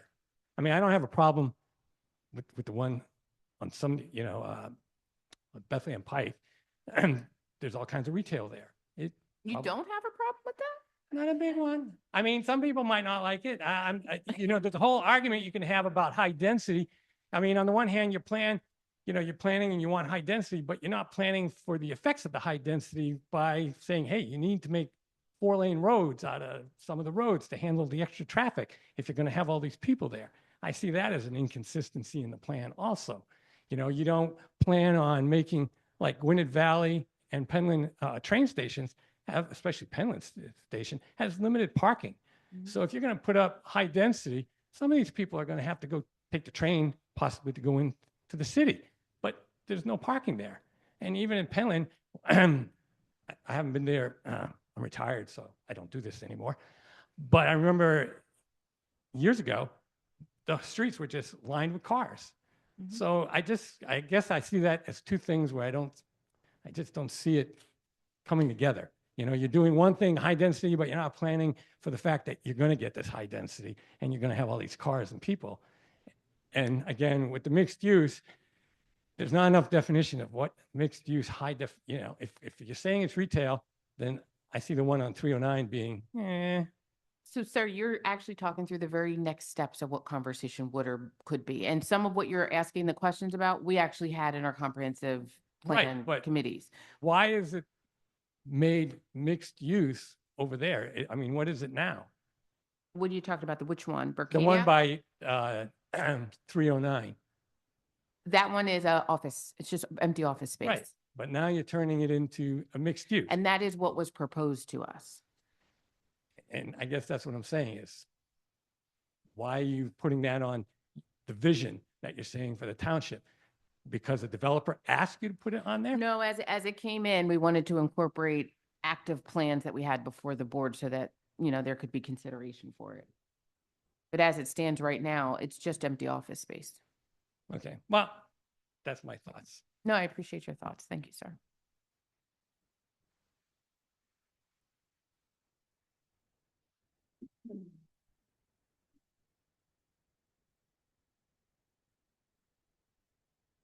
I'm Gail Roberts, and it's 307 Bangor Lane.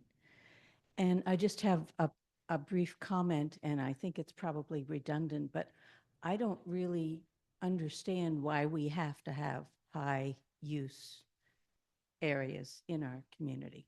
We don't. Okay. All right. Well, that's simple.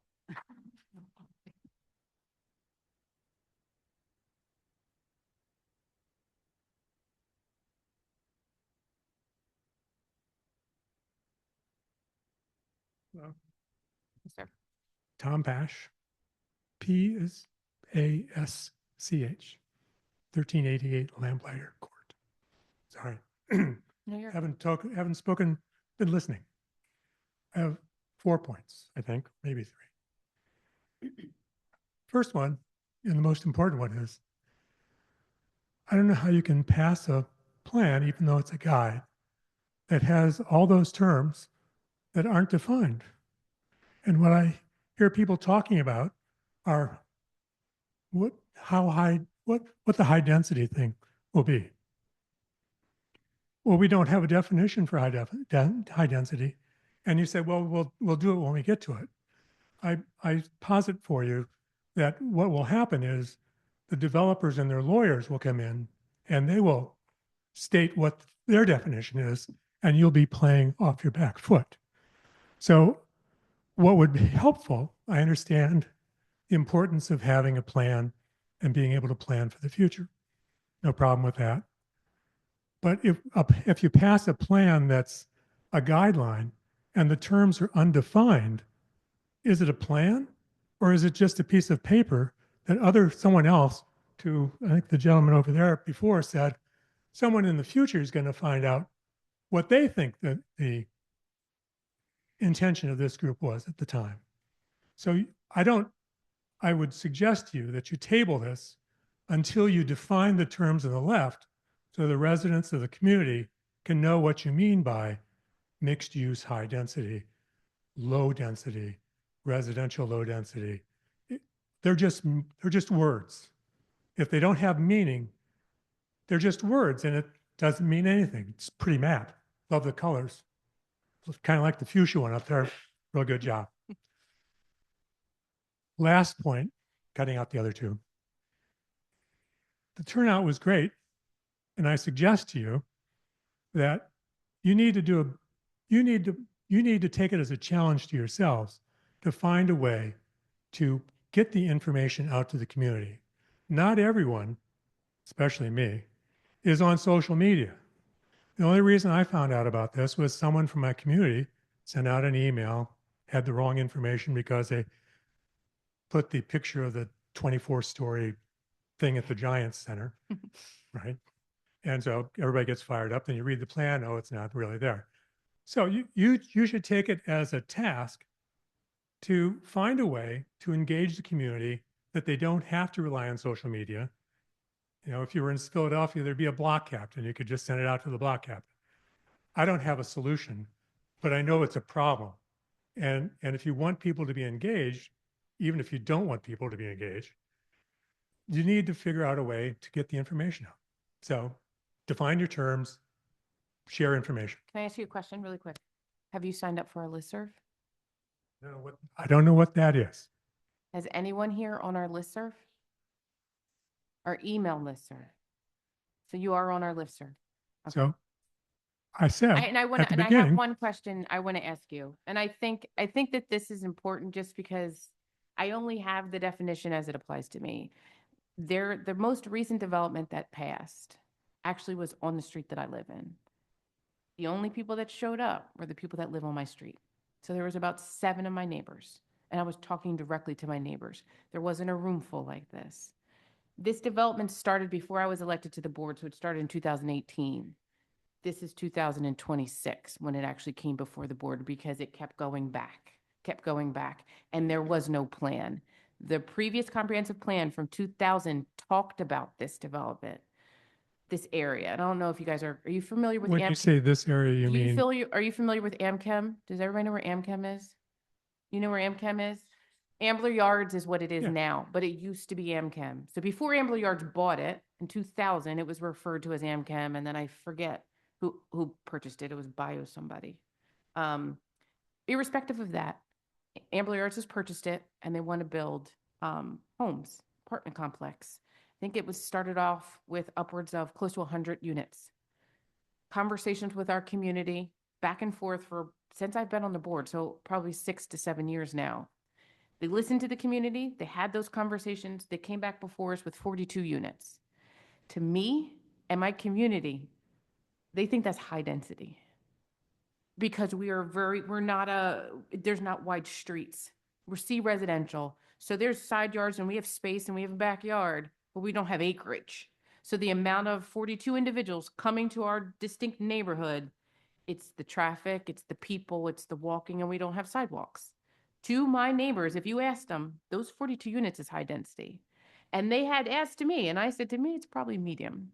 Probably medium. We don't have apartment complex anywhere else in the township, and it's coming there. I think each of us presents a different worldview. Each of us lives in a different area of the township. Each of us is going to have a very unique perspective about what those definitions look like. I think we need a guide so that we can have these conversations amongst ourselves because to Ms. Martin's point, we can't talk to each other we can't sit down in a circle and have a conversation. We have to do it in public and we have to do it with the public. And wanting to do it with the public and in public, if we leave these definitions up here, we will have you involved and we can talk to each other and define them together because what the people on my street will define mixed-use medium would be totally different than what somebody else who lives in Georgetown I'm just naming something, would define it. Or somebody else who lives up in the Hunt Club would define it. We have different perspectives. We have different worldviews. The township is not monolithic as much as we want to think it is. The individuals who are represented here in this room, look to your left and your right. Do you see any similarities? The people who aren't in this room doesn't mean they don't live here. They're not here tonight. And we have to take their perspective too, because they are our neighbors as well, and they are our residents as well. So I appreciate everybody who's come out, and I think what you've articulated struck a chord with me because I I'm sitting here thinking, do we need to define it? We won't be able to define it, sir. We'll wait another 25 years before we have a comprehensive plan that these 5 people can agree on. And in 2 years, these 2 will be gone. Well, they say they'll be gone. And I won't be back. So we have to come up with a plan to guide future boards. That's all, that's the goal that I have. And that's the whole reason why I ran for office. Not to stay here and be a career politician, not to be any, I don't enjoy necessarily being an elected official. I care about Lower Gwinnett, care about our community, and I believe in public service. This is how I'm doing my public service. We were planning to set plans and set guidelines so that future boards can continue and that some of our neighbors will come up and offer themselves up to take a seat up here on this dais. We will take that time to define these things and set a plan that's just more than a guide through our zoning ordinances, through land development, so that future boards can be informed. And if they don't do the right thing, I'll be standing right where you are yelling at them. Respectfully agreed and disagreeing. Okay. First of all, not yelling. No, I will be yelling though. Okay. Okay. Good. I'll come for that. Sell tickets. I appreciate that. I understand that you have to follow the open meetings rules. Sunshine Act, yeah. Yep. And I also understand that you're all elected to represent all the people of Lower Gwinnett. Mhm. In that regard, it's a representative democracy, and it's, I think, the people of Lower Gwinnett looking to you, who are perhaps the most informed people on this topic in the township.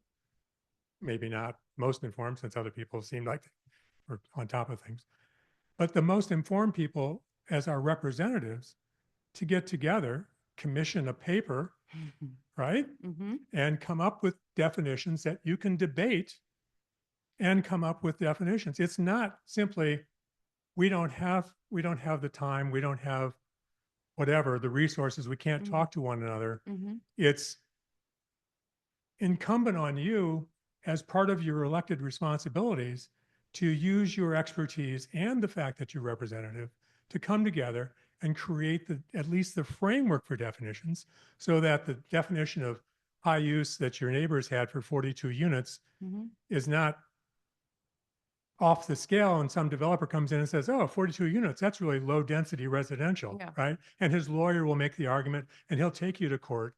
And well, no, it happens. I'm sure you've seen it happen. Oh, no, yeah. But I'm asking you, don't kick the pink can down the road, to use a cliche, and not make the effort at least to put the framework in place for what those words mean. Otherwise, it's just a pretty, I could hang it on my wall. Doesn't, what use is it? Thank you. Thanks.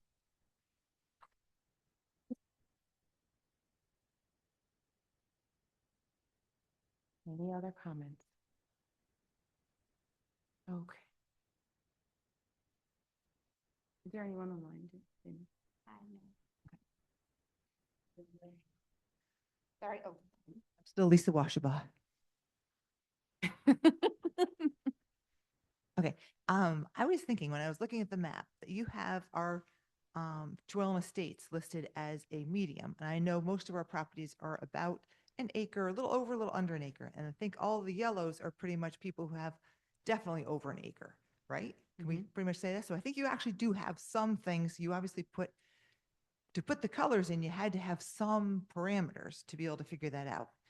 And then when you look at the red, it seems like it's going to be just the next step up from, like I said, ours is basically about an acre. The Trewellen Reserve, how much do you guys have property? So ma'am, just to interrupt you, they are coded in like residential districts. So we have A, C, D, correct? I'm talking to you, Jamie, I'm sorry. And so there's those parameters is what you see reflected. We do not have mixed use in Lower Gwinnett. Okay, so but the high density, okay, so that's what you're saying is we don't have any mixed use. This is Correct. new. Yeah. Okay. So am I understanding when the other woman had spoke and she said that we didn't want to have the high density? She said, do we mixed have use? to? And I said, we don't. We don't. Okay. We so don't have to then- do anything we don't want to do. Okay, so does that mean we're changing the map? I'm sorry? Does that mean we're changing the map? Like you guys aren't going to vote on that? You're going to So I think that's the conversation that's going to happen amongst the board next. Okay, understood. Just making sure. Are there any additional questions or comments from the public? You have to come up and you have to say your name. Sorry. Nancy Raphael, Raphael, Nanci, 1175 Fairland Drive. Is there, so I live in Truellen Estates, and we were never informed of the college building. And they The seminary? What? You saying the seminary? Yeah. Okay. And when they built that, my house was all wooded behind our house. Now, and we have over an acre. Now, it's all a city. And we were never informed of that. I mean, we just weren't informed of any types of meetings. So that concerns me. That's why I'm here today. And I've been at a lot of these meetings. So I'm concerned about the Spring House Nursery. Is there a meeting for that? It's number 2 on the agenda, but we just haven't gotten through 1. Is that today? Today. Okay. Yeah. So you're going to be talking about that next? Right next. Okay. There it is. Okay, I'm ready. Any additional questions or comments on number 1? At the risk of wearing out my welcome, which is probably done, Jonathan Kalpos, 100 Hillcrest Lane. I just want to point out that in the existing land use map, I have it here, mixed use is a defined, and it's a defined use. It's actually in the pink, but it's just not broken out into mixed use low, mixed use medium, and mixed use high. There's a community that's off of 202 as you kind of go down towards Upper Gwinnett Township. I think I can picture what that looks like. And there's a whole host of it along Bethlehem Pike in little, small, very small boxes, which is kind of being redefined into that kind of off pink area. I think you're talking about Great Cliff, but it's not mixed use. It's just kind I of. think it's page 6, Jamie. Yeah, it's page If you 6. wanna There's, go there's over something to- on here. So I don't know where the mixed use is. I thought it was that community. If we did Maybe talk not. about mixed use, we do have a little bit of a few apartments that are on top of retail on Bethlehem Pike. So I guess I would encourage you in hearing the comments from folks tonight, people like Lower Gwinnett the way it is, right? So if you're looking to solve for the future, why don't you anchor to the current and anchor to the past? Don't try to fix what's not broken, and look to the definitions that you have today, minus utilization of these overlay districts where you really are putting your thumb on the scale. And despite what the map says, you rezone it to say something else. Thank you. Thank you.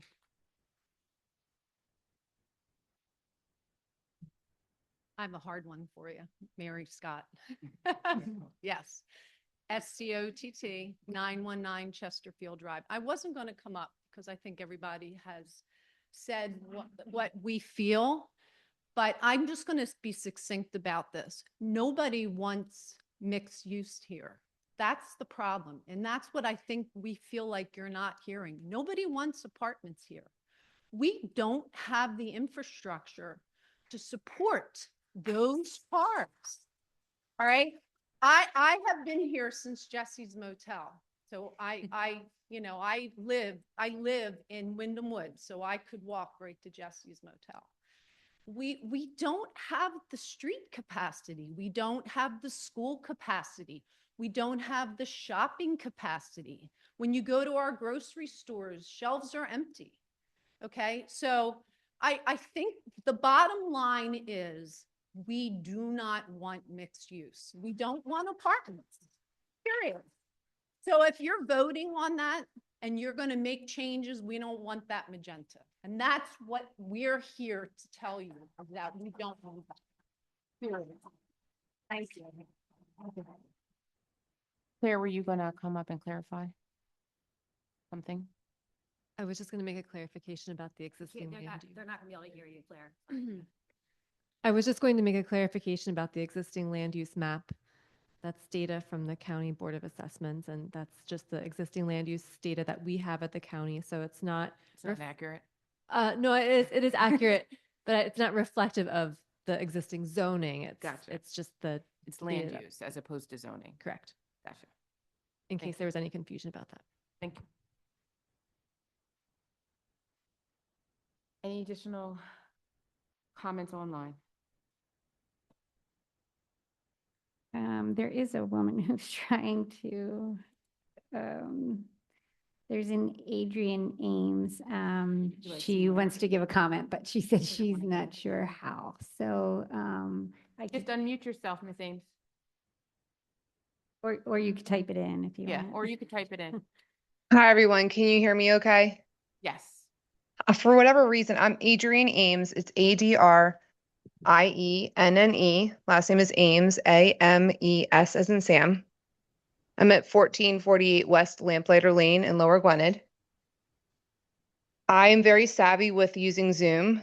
I do not have the option to raise my hand for whatever reason. I don't know if there's a glitch in my phone. I'm not an Apple user. I'm an old school Samsung. So, but thank you for taking my comment. I just want to echo what the rest of the residents have already said, which is, opposing the mixed use change in the plan. And I'm also curious because I am a teacher in a neighboring district and I've spoken before at other meetings. I am shocked that there was no feedback from the school board. These are plans in our community that directly impact our children and their education. And I think it's such an important piece to consider that to rush and approve a plan without getting feedback from the system that's educating our kids that live here is just really disappointing. So I don't know if there's a way that you can press to find out if there's a way at presenting this at a school board meeting and hearing what their thoughts are. I think it's really important because they also are residents, and I'm curious what their feedback would be on how they think that a mixed use and other plans in the 20, 30 years out that are in the current map, what that would look like in our schools. I know we have a middle school that was just a little bit renovated in Wissahickon, but it's still an older building. The high school, again, has had some additions, but again, older building. And when you're looking 20, 30 years out, I think our schools also need to be taken into consideration and how these changes will impact our kids and our kids' kids. So I would hope that we're not rushing to approve anything without making some drastic pause take place so we can revisit and really look at what everyone's asking you to do. In addition, I would really love to see the Pike revitalized. I'm not quite sure what's going on, but I've been here for 13 years now. And I feel like every time I drive by, drop my kids off at the high school or middle school, elementary school, it's another storefront that's closed. So there's definitely an issue. And to bring in more commerce and storefronts when we're already having ones closed left and right, something's up. And I feel like we can get creative and come up with a way to bring more business into the community without putting in high density situations and mixed use. So thank you for listening.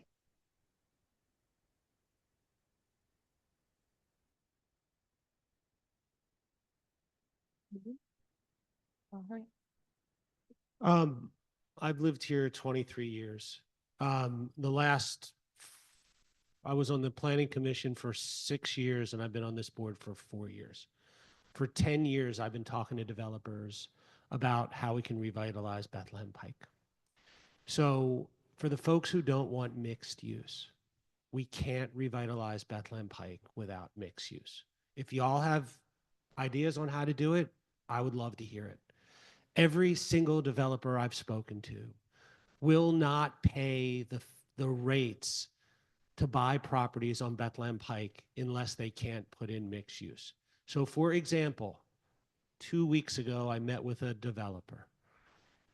I asked what it would take to turn one of the properties, the larger properties on Bethlehem Pike, into a new use with restaurants and shops and all the things you all want. He said 250 rental units. That's what it would cost. That's the only way they could make money. Now, maybe someone will come in otherwise. We haven't been sitting on our hands not trying to figure out a way to revitalize Bethlehem Pike. We have. There's a couple developers in the room tonight. Ask them. It's not as easy as everybody thinks. Nobody wants mixed use, but everybody wants Bethlehem Pike revitalized. We don't have magic wand to do that. So in order to make changes to get the things you want, we're going to have to change the way things have been done, or Bethlehem Pike will continue to look the way it is. Nobody here isn't trying to fix Bethlehem Pike. We've all spent a ridiculous amount of time doing it. Years. Our planning commission has, everybody who's been involved in it, taking time away from our jobs and our families so that we can try to do that. Nobody here is not thinking about that problem. It is impossible to get what y'all want without giving up something. Otherwise, it's going to continue to look that way, if not worse. And again, if you have ideas, please bring them to us. Thank you. You don't have to bring them right this moment.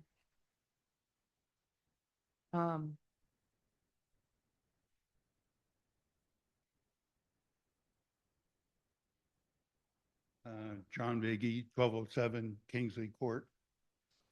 V like in Victor, AGIE. I just wanted to comment on you said about the mixed use. I thought that complex across the street from Bergie's has, it's townhouses, does have, some stores in there. I think that's something ideal that perhaps, could work. Listen, the developer's sitting right there Right who there. developed Bergie's. He's number 2 Or on who the developed agenda. right across. He's The- number 2 the- on the agenda. yes. Trying to hide. The- And the- I think we should notate the fact that you said it was okay. There were neighbors that filled this room when he came to propose it because he had retail originally and he took the retail out. So, I mean, I get what you're saying, but that's what we're faced with. People will come and say the exact opposite of what you've just said. It'll be a brand new group. It'll be a brand new group. It won't be our same folks, but they'll come and say, "Nah, I don't want to see any retail because it's too close to my home." But that seems to be kind of, a compromise. I hear how our system, I'm not telling everyone stuff they don't know. There has to be a willing buyer and there has to be a willing seller. Mhm. We can encourage that by changing the zoning to allow the willing buyers to come in and pay a premium on properties. So when Mr. Penna purchased the property to build Fairland Village, it was significantly cheaper than properties on Bethlehem Pike are now. In order for developers to make their money back and to profit, as our system allows, this is what they're telling us, 250 rental units. That's what they need to redevelop. I don't want to give the name of the property, but a property on the Pike in the Lower Pike District. I'd love to see more places like Mr. Penna's. That's just not economically viable in this environment. I wish it was. Thank you. Thank you, sir. So we have any additional comments? Thank you. We're going to close comments. So I think what we have before the board is the consideration of the next step in our comprehensive plan. I think we've heard a significant amount of feedback. And I think we've heard some concerns related to how things are depicted in the future land use map. And I think we've heard some explanation, but I don't believe that in its entirety satisfies everyone. So I'm asking you of the board, how do you want to proceed? I'm not asking the public, I'm asking the board, how would you guys like to proceed? Anybody want to talk first? My suggestion would be to table consideration so that we can have more discussion over the issues that have been raised tonight. So I have a question for staff. If we table, I know that we've advertised. I know that we're at the end of our 45-day notice for the advertising. We need to re-advertise. After we would make those changes, goes back to the county planning commission, our planning commission, our municipality, our neighboring municipalities and our school district again. And then we start the clock again for another 45 days. Right, yes. I think you could continue this public hearing. I'm looking at the solicitor if we, kind of do some We can math. continue it. Say, the second meeting in May. continue it to, I just don't know what the fourth Tuesday in May is To a off the top of date my like head. certain.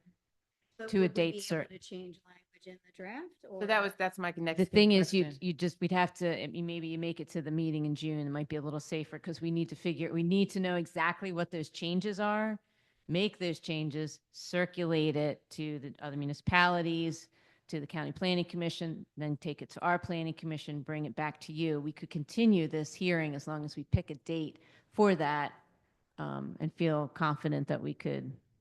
Just want to get Be ready clarification for from our that. solicitor. It can be a date uncertain. No, it has to be a date certain. It has to be a date certain. Otherwise, it has to be reactive. Okay, so if we were to say, we only have one meeting in June, Yeah, I think that would probably be safe for June 23rd. June 23rd. Now, I will say we have I've already set June 9th as a date to have a public event about Bethlehem Pike revitalization. We might have to reconsider that.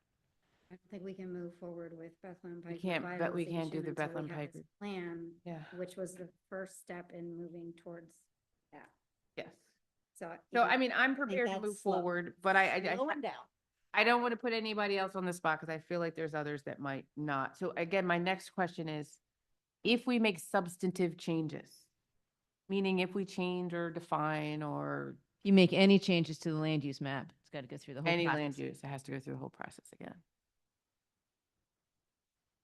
If we adopt it and amend it later, is that a possibility? It has to go through the whole process again.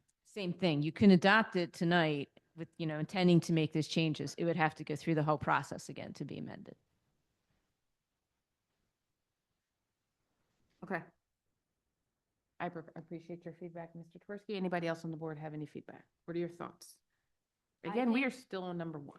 I think my thoughts are it would be prudent to table rather than adopt something that doesn't have the detail and framework worked out. Okay. Quick question, how much, if we to amend everything, just out of curiosity, how much cost increase would that be to the township? Just so we all can understand that process. Because I know we have to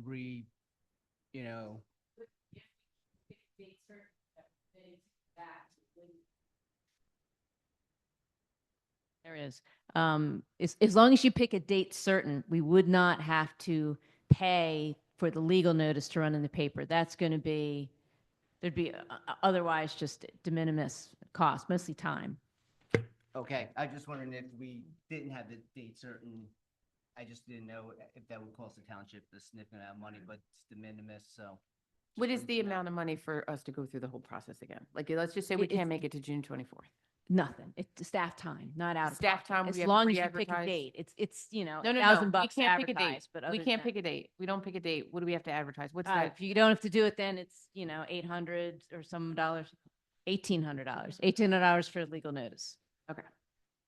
Very good. I have a suggestion. Go ahead, ma'am. So I know it's very confusing for the public. The comp plan is a guide. It is just meant to be a guide. You don't define something like high density in the comp plan. You define that in the zoning ordinance. However, I think it could be, you don't have to say high density in the comp plan. I think maybe those terms have just gotten confusing. So maybe we could remove them entirely? Well, and change it and just make it simpler, maybe have some fewer categories, that it would be more general. I think it would address a lot of the concerns that I'm hearing here, and be a little bit simpler for the board and fit what's meant to be. The comp plan is supposed to be broad and general. So we could have something like in the Jamie, can you put the land use map up again? So there were categories like agriculture, business, industrial, general commercial. I think that was fine. When you get to the residential, like what exactly is the difference between residential, low density, medium density, high density? We could use plain English and say single family homes. Single family homes and townhouses would be medium density. Residential high density means all residential uses, right? So twins, duplexes, yeah, apartments, I mean, anything. I think we know that, or some of us on the board know that. I think that the public at large maybe But does not. it'd be clear, I think, to the public, right? And then maybe Yeah. for the mixed use low, it's just have two commercial I'm sorry, two mixed use categories, a mix of commercial uses and a mix of commercial and residential uses, or something like that. This was just me like kind of putting off the top of my head. I think, I'm not saying tonight to ask you to do it, but if you want, we could work on that for the next meeting, to have something like that that the board could look at. If you were comfortable with it, then we'd know what to circulate. And I think we could make it back here by the June meeting. That's what I was going to ask. Is that plausible with all of the other people that have to review it, Claire? Or Well, I'm not going to answer whether it's plausible on my end, but I will. Oh, Then close. okay. Sorry about that. I just wanted to address the different categories really briefly. Initially we did have one mixed use category, and then it was suggested that perhaps there should be a little bit more nuance in those categories. So that's why we broke it out to begin with. So there were different iterations of this map.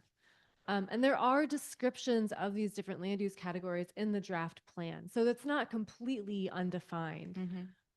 So, I mean, if there needs to be changes to the definitions, that's something. Page 10, Mike, if you were flipping through it. On page 10, it defines residential medium density, residential high density, mixed use. They're just very broad. I mean, high density says range of residential dwelling types, including twins, duplexes, quadruplexes, single family attached, detached homes on small lots, less than 1 acre, sometimes mixed within the same block. So like I think we have at least those definitions. It sounds like the public wants, like the word apartment isn't even in the 100 and some pages of the comp plan. It's the extrapolation, I think, that folks are making, that I'm not sure how we can revise this to a way where the entire public will be happy with it. I know that this room, so I don't want to make it seem like I'm confused. I know that this room would be very happy if the word density or mixed use was removed, right? But then the room will be filled with the other people who have told me that they want to see mixed use. They like Pepenna's development up on Bethlehem Pike, where there's townhomes and a mix of, retail and office space and a market where they can eat delicious hoagies. I mean, so people do want that. I know not the people in this room. I'm just not sure what else we can do before, like when we're in this phase. The next step is defining it in zoning, but we have to do this first. so zoning is where it's real. So This isn't real. So even if we take those words out, we still have to go through the same process. We're just taking out the words in the comp plan. And I don't want to put words in anyone's mouth, but in case this falls in the hands of a future board that is, I don't know what, confused about what the potential could be, and then goes forward and changes zoning. But if we define in our zoning ordinance, they will have a clear understanding of what we wanted. This is just a plan. I'm just making sure I understand. Well, that's my question to this board. If we're They can change everything. yeah, but if we're tabling it, Mike, I think this is my question, is if we're tabling it, what is the goal to make it more detailed than that? I assume, right? Like how many units per square foot what is the next step?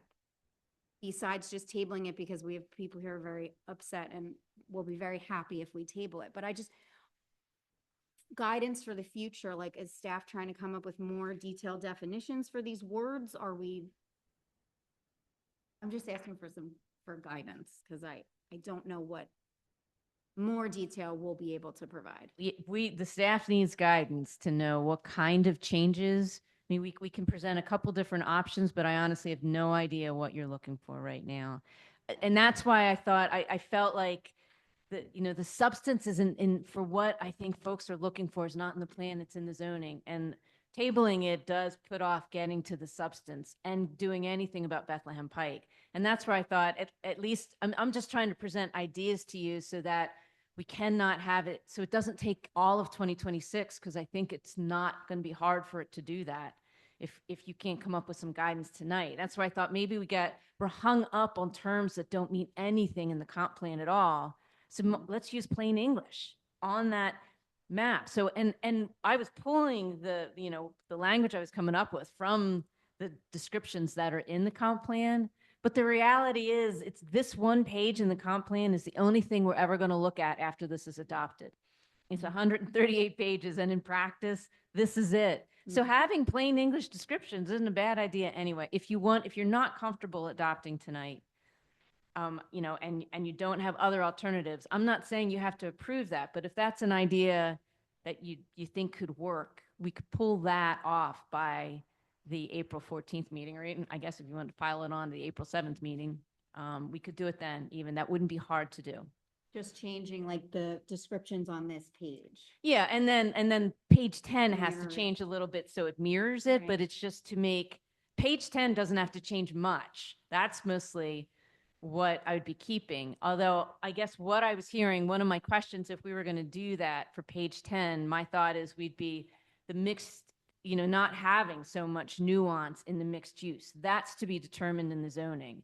So show the current commercial areas that you envision as potentially mixed use. If you wanted, maybe it's just all one mixed use category because it's in the substance is in the zoning ordinance for that, not in the comp plan. Or maybe if you want to distinguish a little bit, where you mean mixed use, it's office and commercial, but just commercial, not homes. Where do you want to have commercial and homes? You don't even have to do that. Just do mixed use. Everything that's pink is just one shade of pink. It's all mixed use. Because then, I don't know if the community would feel more comfortable, there's no commitment to high density or even medium density there. It's a mix of uses in the commercial uses, which you absolutely need to have going forward for any of your commercial uses. So I don't know. I'm just, is that something that's worth putting And so together? just so that I'm clear, even the like eliminating any of the mixed use in low, medium, and high, if we just say that that's mixed use, that's enough of a substantive change that Yes. we have to. Yes, absolutely. Okay. So I guess it's you three who are considering wanting to table. I think Mimi's talking to you. Yeah, I agree with Mimi, and for the public, when we address zoning, which we're going to do later this year, those will also be an open meeting. So when we define these terms about a mixed-use district, you'll all come out again, you'll sign up for we have everybody's name and email address. I guess we passed something around. And you'll have an opportunity to comment on that, but that's how this process works. And that's what I'm in favor of what you suggest. Jimmy and Andrea? Yes, I'm also in favor of tabling and, I want to thank everybody for your comments. And I do think that the use of the gradation of low, medium, high just can lead to mischief, not intended. So I think it would be prudent to change this around a bit and change the framework. And, not have the gradations. You good with that too, Jimmy? I mean, I'm okay with the tabling and having more discussion. If you want to move forward with the vote, I know where I stand, so I'm okay to do either. Okay. I just want to go ahead, Claire. Sorry, I would You like have a to little hold it- bit. You have to hold it closer. I'm sorry. I would like some clarity on what specific edits should be made. So I just want to be cognizant of the timeline here because the county will be making these edits and I just want to make sure that we get them to you in a timely manner. But it seems like there are a lot of little floating pieces that need to be figured out. So I guess we need to coordinate on exactly what we need to do and the timeline that we need to get it back to the township in. So if Jamie and I can put something together for you by the end of the week, could you have something back to us for the April 14th board meeting, which would be maybe by April 9th?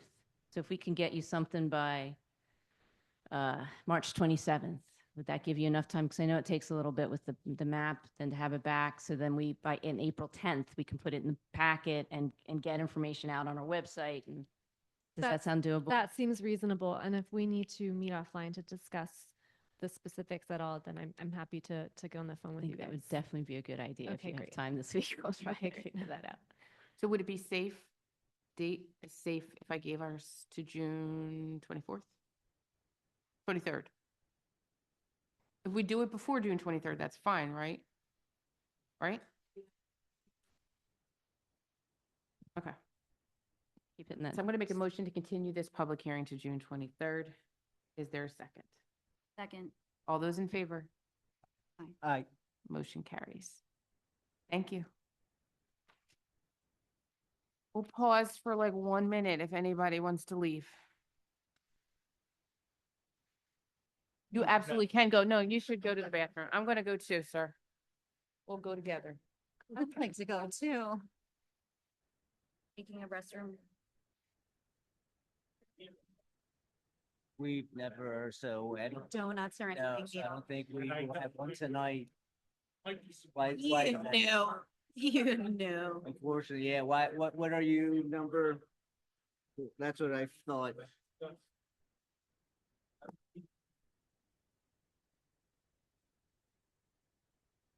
Let me talk to them and see.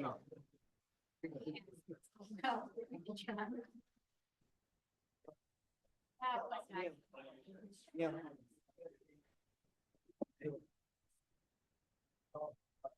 Question, so they're asking for.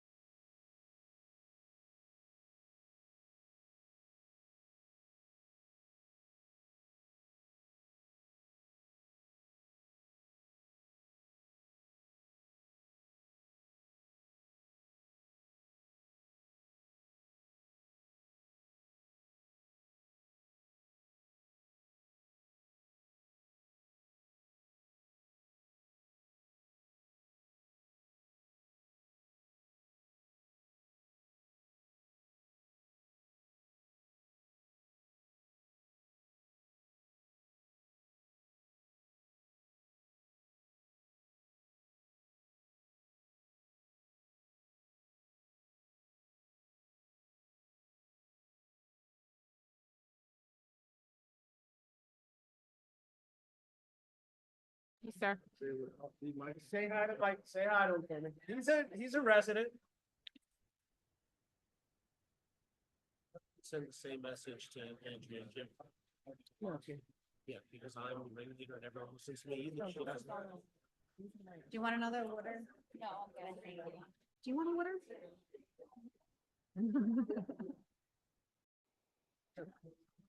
Typing away, you're not talking away, but you still need to hydrate.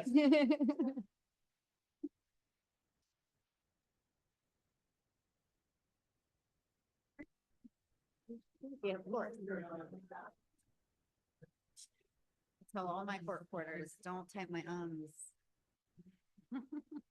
You can tell when one really hates you. When it's like, yeah, the deposition transcript.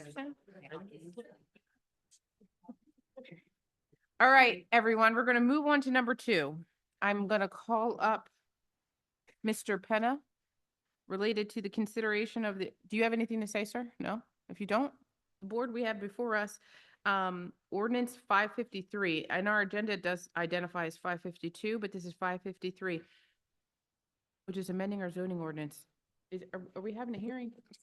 You already conducted a public what I said. hearing on December 9th. Yeah. So what's before you is whether or not you want to adopt ordinance 553. And there is no comments from the applicant? No? Okay. Any questions or comments from the board? It is 9:45, so I apologize. Any questions or comments from the board? Any questions or comments from the public?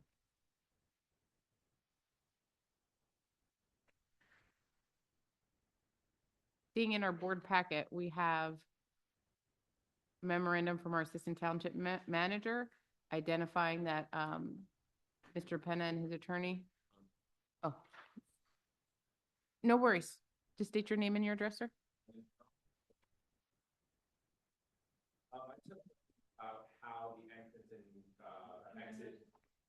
It's not on. Do you catch the name and everything? Oh, you're good? All right. I just had a question about how the entrance and exits are going to work from this development in relation to the turning lanes that are already existing at the top of Fairland and also the turnoff lanes coming south on Bethlehem Pike. That's the question as to how that traffic is going to be coordinated with the exit from this development and coordinating the exit from Twilight Estates. Oh, okay, you said Fairland. That's the name of the street at the top. Fairland. Okay. That's the I thought you main were talking about street. Fairland, the Yeah. development. So, for example, a car coming south as they branch off from 309 onto Bethlehem Pike, there is an exit lane for Twilight Estates. And if you were to put in a car turning into the new development there, most traffic coming south would then have to go around and use that turnoff lane into Twilight Estates, causing quite a hazard turning out of that neighborhood. Conversely, on the flip side, if you were to travel north on Bethlehem Pike, you don't have this, you have 2 lanes. One continues straight, one is a turning lane into Twilight Estates. And if a car is turning out of this new development and heading south on Bethlehem Pike, how are they going to understand which cars are going where and make a safe turn to head south on Bethlehem Pike? Can I interrupt everybody just for a second? I think your question is for the next item, that's what I was which gonna is say. which we do want the court reporter taking notes of testimony for what you're asking. This is so- about the ordinance. So just the ordinance. This is Yeah. amending the zoning ordinance. If you want to sit right there, we'll call you right back up really quick. Okay. Any additional questions from the public? Jonathan Kalpas, 100 Hillcrest Lane.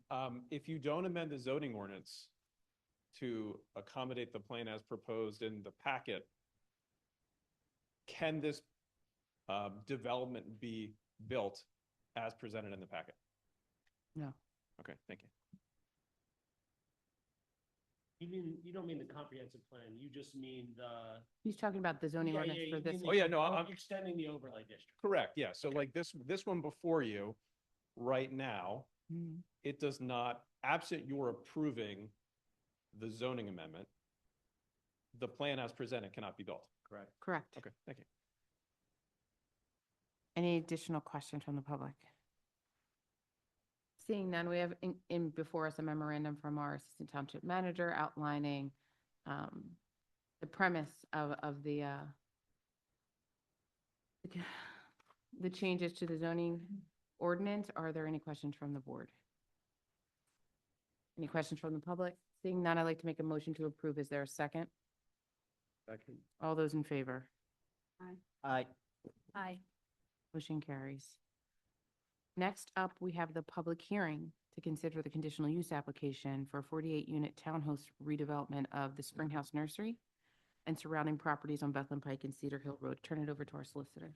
This is a public hearing to consider the conditional use application of PFP Property Management LLC, the equitable owner of several properties that I'm sure Mr. Shafkowitz will identify in greater detail, located within the A1 residential district and now the Lower Pike Overlay District. The applicant is proposing a townhome development on the property with parking and related improvements. Conditional use approval is required pursuant to section 1271.09 of the Lower Gwinnett Township zoning code. And the applicant will have to demonstrate compliance with the objective requirements of the zoning code. I'm going to introduce some township exhibits. Exhibit T1 is the conditional use application dated December 7, 2025, and various exhibits, including architectural elevations prepared by Luce Architects. Exhibit T2, public notice of hearing. Exhibit T3, proofs of publication. Exhibit T4 is a review letter from the township engineer Gilmore and Associates dated March 13, 2026. Exhibit T5 is the fire marshal review letter dated January 15, 2026. Bowman, our township traffic engineer, issued a review letter dated February 26, 2026. That will be Exhibit T6. Exhibit T7, the Montgomery County Planning Commission's letter of January 12, 2026, and Exhibit T8, the meeting minutes of the Lower Gwinnett Township Planning Commission meeting of March 18, 2026, at which this application was reviewed and conditional use approval recommended. Mr. Shafkowitz, you want to make an offer of proof? Yes, I may. Mr. Stein, thank you so much. Good evening, everyone. I know it's already been a long evening, so I appreciate the opportunity to make an offer of proof in this. I'm here tonight on behalf of PFP Properties. Jamie, I know we have the elevations or the architectural renderings, but if we have the actual plan set, that would be great. As Mr. Stein had mentioned, pick this up. Mr. Penna is the equitable owner of several pieces of property located on the corner of Cedar Hill Road or Cedar Hill Drive and Bethlehem Pike. All the parcels together consist of approximately 9 acres. They are all zoned, they are all in the A1 zoning district, but now subject to the Lower Pike overlay zoning. Both properties are currently improved with a pre-existing non-conforming commercial nursery, along with 4 other single-family homes with regard on the other properties. With the map amendment and the adoption of the Lower Pike Overlay District on this property, the applicant has developed a conditional use plan, which is now before the board, which I think will be marked as part of Township's Exhibit T1, which depicts 48 carriage-style attached single-family homes. As part of our requirements tonight, we want to show the board our compliance with the Lower Pike overlay requirements in order to obtain the conditional use approval.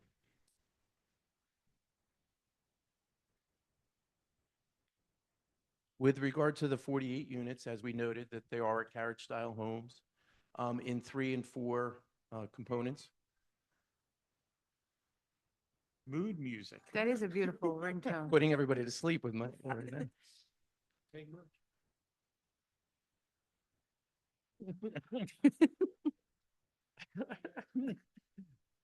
It's a great way to be distracted for sure. As part of the overlay district, there's also overflow parking, or as part of the proposed plan, there's overflow parking for 48 additional parking spaces. The project will be served by public water and public sewer. The project is located as frontage on North Bethlehem Pike, which is a PennDOT road. So some of the questions that we had heard earlier, where we do have the proposed driveway aligning with Fairland Drive, any improvements or ingress and egress issues will be resolved with PennDOT and the township's traffic engineer. As the board may be aware from the Planning Commission minutes, a scoping review has already been received by PennDOT with the assistance of the township's traffic engineer as well as the applicant's traffic engineer. And all the items that were listed therein are either items for further discussion during the land development plan or essentially will be complied by the applicant. With regard to the design and elevations of the project, you originally saw a plan that depicts those. We'll have Mr. Penna come up and talk a little bit more detail about that, or if need be, Mr. Stein. But before we do that, I just wanted to go through the requirements of Section 1271 of the Township Zoning Ordinance to demonstrate that the plan is in compliance with all the bulk and area requirements of the ordinance. In particular, the applicant will comply with or has complied with the minimum lot area with the residential component is 3 acres. As noted, this is over 9 acres. The lot width is in excess of 150 feet, both on North Bethlehem Pike and on Cedar Hill Road. The front yards proposed will be at least 20 feet from every adjacent street. The side yards will be of not less than 10 feet. The rear yards are not less than 20 feet. And even though we're not adjacent to any single-family homes except for what's across the streets on Cedar Hill Road, there is a buffer and berm that's being proposed along the rear of and along Cedar Hill Road. As also noted, another requirement of the ordinance is to have at least 2.5 parking spaces per unit. With the overflow, I think we're at 3.5 to the extent we're allowed to use the garages that will be proposed and 2 cars in each driveway. Impervious cover will not exceed 75% and does not exceed 75% as proposed. And also, as noted under the ordinance, the density shall not exceed 6 units per acre. In that, I think, 6 units per acre, which I think the calculation here is somewhere in the neighborhood of 4 and 4 and change. The applicant, as part of the plan, will be also considering some improvements at the intersection of Cedar Hill Road and Bethlehem Pike, North Bethlehem Pike. That is also going to be subject to PennDOT review and the Township Traffic Engineer review, but the applicant is committed to improving that intersection as well. The area that's shown on the corner of Cedar Hill Road and North Bethlehem Pike is intended to remain as open space or in its wooded condition. And the development that's laid out is as depicted on the project that's above you. The applicant did go before the Township Planning Commission. I apologize with that. Township Planning Commission did recommend approval with conditions.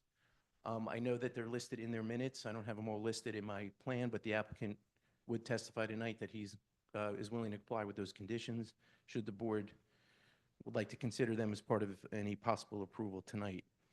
The applicant is also in receipt of the letters that Mr. Stein had mentioned in his opening from Gilmore, from Fire Marshal, from Bowman as well. It is the intent of the applicant to comply with all the requirements set forth in those letters as well.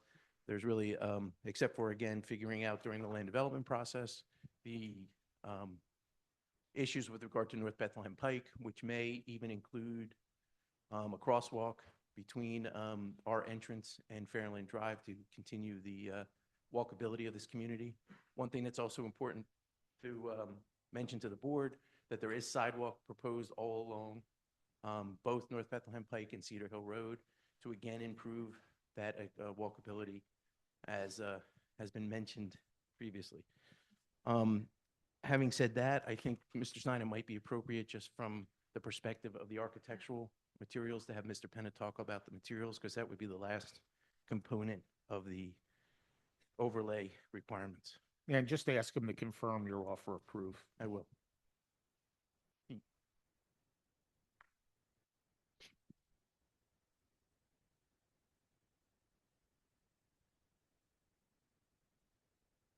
I do. Peter Penna, Penna. Pete, you were present for the presentation I made to the board? I was. And would you, if you were going to testify tonight, would you adopt my presentation as your own testimony? Yes. And everything noted in there with regard to the proposal was true and accurate? Yes. I'd like to give the opportunity maybe to introduce yourself. I know the board is familiar with you, and talk a little bit about the architectural components of the project. Sure. Thank you.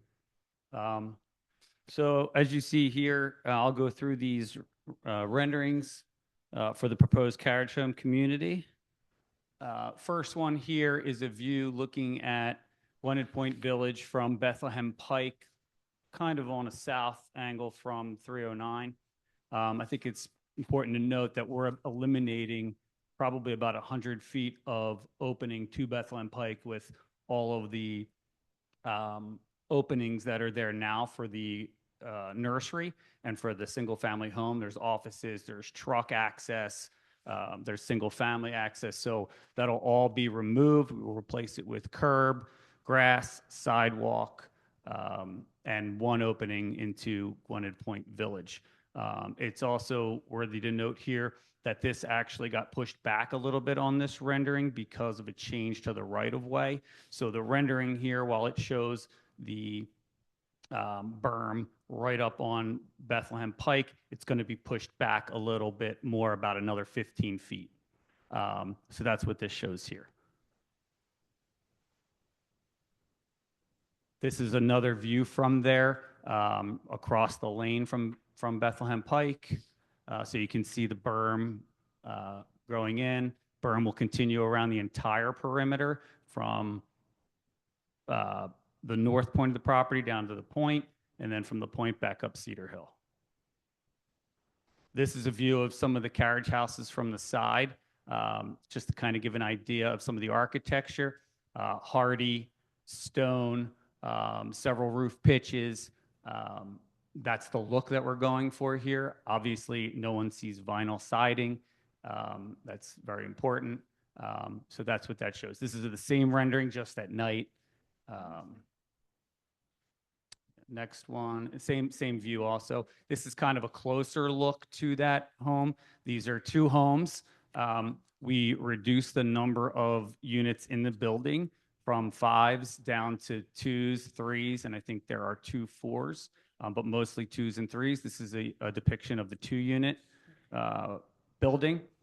So as you can see, board and batten is another popular construction look these days, which is what's in the middle there on the roof pitches, and some decorative AZEK items like some of the vents and things like that. And this is the same picture just at night. This is a view of the side. Some of them, and we haven't had this finalized yet, but some of them would have side entrances where they would come around and enter from the garage. So this is kind of a side view. You can see some of the different roofs, throw in some metal roofs as well. It really sets off the building. This is the same picture just at night. This is the rear view. Each home that's on this plan has decks. So, we've looked at different decks and size of the decks. I think they're 12 by 18. So each unit will have one of those decks. This is a view from the rear. Again, hardy, stone. That's the look. This is also the same one just at night. This is a view from the entrance of Cedar Hill into the community when you turn in. So there's the sign, the same.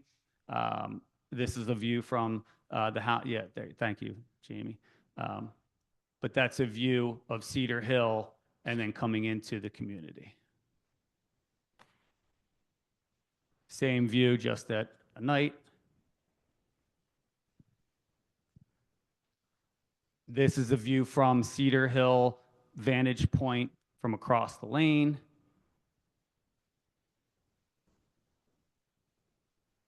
And this is kind of a little bit picked up, so you can kind of see what it looks like down,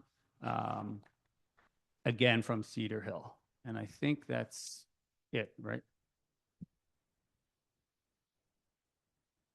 I have a question. Sure. Yes, our fire marshal, Al Comley, gave a letter on January 15th, and in his letter, he identified one thing that I didn't see in within those 8 conditions. One was the concern related to the wall separating the units.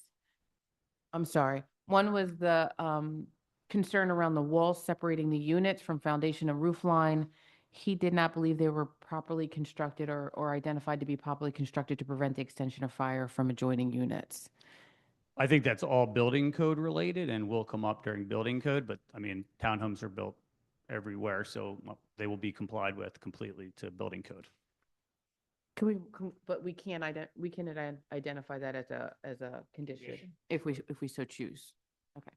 So is that something that you're opposed to complying with? No, I mean, there are building codes that. No, I dictate- know. Well, we yes. want to explicitly state it. Sure, yes. You would be comfortable with that? Yeah, yes. I mean, if it's something that's going beyond what's on building code, I'm not sure. I mean, that's where perception kind of gets in play, right? So as long as it complies with the building code and we're able to do the building code, if they come in and say, we just don't believe that the building code is enough, I mean, I'm not sure why that would not be enough. Okay. I had a follow-up question on this letter. Is the, it's noted, number one, that the internal roadways are dimensioned at 24 feet. Later, I think it's Bowman that says they should be a minimum of 26 feet. Is that being addressed at this stage? So we will discuss that at land development, but so 26 feet are for dedicated roads in the township. This is an internal HOA-owned road. Fairland Village is 24 feet wide. The fire marshal made us put no parking signs up around so we couldn't park and shorten it. But it was discussed that 24 feet is enough in the fire marshal's letter as well. Again, if we were to make that a condition, there's no issue. I'm just confirming. I'm not sure what you're asking. If we made it a condition of 26 feet as a condition. I mean, I'd have to look at the plan. We literally went through the plan iterations. It was brought up, but it was also brought up that it wasn't a part of the ordinance that they were quoting. I think on the Bowman letter, page 204, number 8, under conditional use plan, it says the internal roads throughout the site should be a minimum of 26 feet. Is that what you're So yeah, we addressing? didn't have a response to that letter yet, but that would come out during land development. If they said that it doesn't meet if the ordinance says it has to be 26 feet, then we would adjust to 26 feet. But if the ordinance doesn't, which it doesn't, this is not considered a dedicated road. We're not dedicating these roads. The HOA is managing them, owning them, plowing them. This was not part of the conditional use for Fairland Village. So The letter does say that 26 feet is required in section 1230.37C. So that would have to. we don't Right. believe it is. And I think that's something we could discuss in land. So that's what my question is. Yeah. I'm sorry. I just want to say that's what I our thought- question I is. thought This is the- conditional use. if I we thought can- that all the recommendations from our consultants in the letters were will comply. I thought that, and I might have misheard council. No, you didn't mishear me. The Okay. question is that we don't, there's a provision in the ordinance that talks about that being a dedicated street width. These aren't dedicated streets. That's why we don't think we need to comply with that. Okay. Nevertheless, the reason why you would go to 26 feet wide, which most dedicated streets are, is because there's parking, probably for parking for on-street. Because we provided a significant amount of overflow parking, and one of the planning commission's recommendations was to spread it out throughout the development. That's why we believe the 24 feet are going to be better. Nevertheless, it's really, if it requires a waiver, it's not a zoning condition, it's a land development issue. We would have to address that during the land development process. So I guess That's why we're not comfortable with a condition that the roads be 26 feet wide. my question is to our solicitor. Are we allowed to make this a condition? Have the township traffic engineer here, perhaps you would like to offer some comment. So when we offered the comment in our letter, we were offering the comment under the assumption that the roads were going to be dedicated. Mr. Penna brought up the issue afterwards that the intent is for them to be private streets. So as he stated, technically the ordinance can be interpreted possibly where the 26 feet doesn't apply. So that would have to be, I think, talked about more once we get into land development in terms of whether that's an ordinance compliance issue or whether a waiver would have to be requested for that. So just so we're clear, under the conditional use plan 8 through, I don't know how far it goes, but all of those things related to the roadways was your interpretation the streets were going to be dedicated? Based on our understanding at the time, yeah. Gotcha. Okay. And you don't have an updated letter? The February 26th is the most updated letter? Correct. Okay. Are there any additional questions from the board? So it could be a condition that you'd agree not to offer these roads for dedication. They would be maintained by an HOA. Yes. Any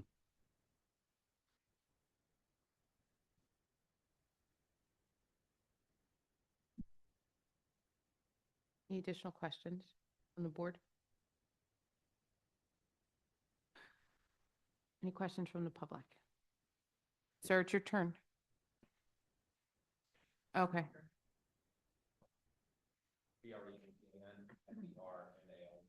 I think you got to take the microphone.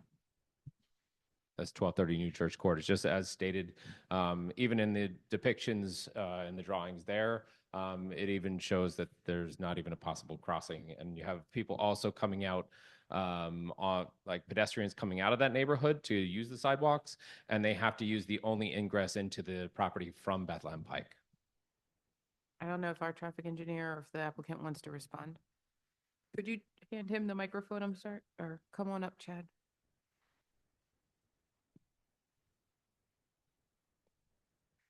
So I did notice when the architectural renderings were up on the screen, they didn't accurately reflect the lanes that are out on Bethlehem Pike right now, so that I wouldn't use those as a reference to what is going to be put out there. What is currently proposed is that the existing left turn lane onto Fairland Drive would be maintained. This development would be required to provide left turn lane in the southbound direction for their access directly across, shadowing the existing left turn lane there. And as we go through the land development process and the PennDOT HOP process, the detailed design will be addressed more to assure that there's the proper transition tapers, pavement markings, and signs, so those movements can be made safely. The pedestrian crossing of Bethlehem Pike, that still has to be studied, and that'll be part of the land development and PennDOT HOP process.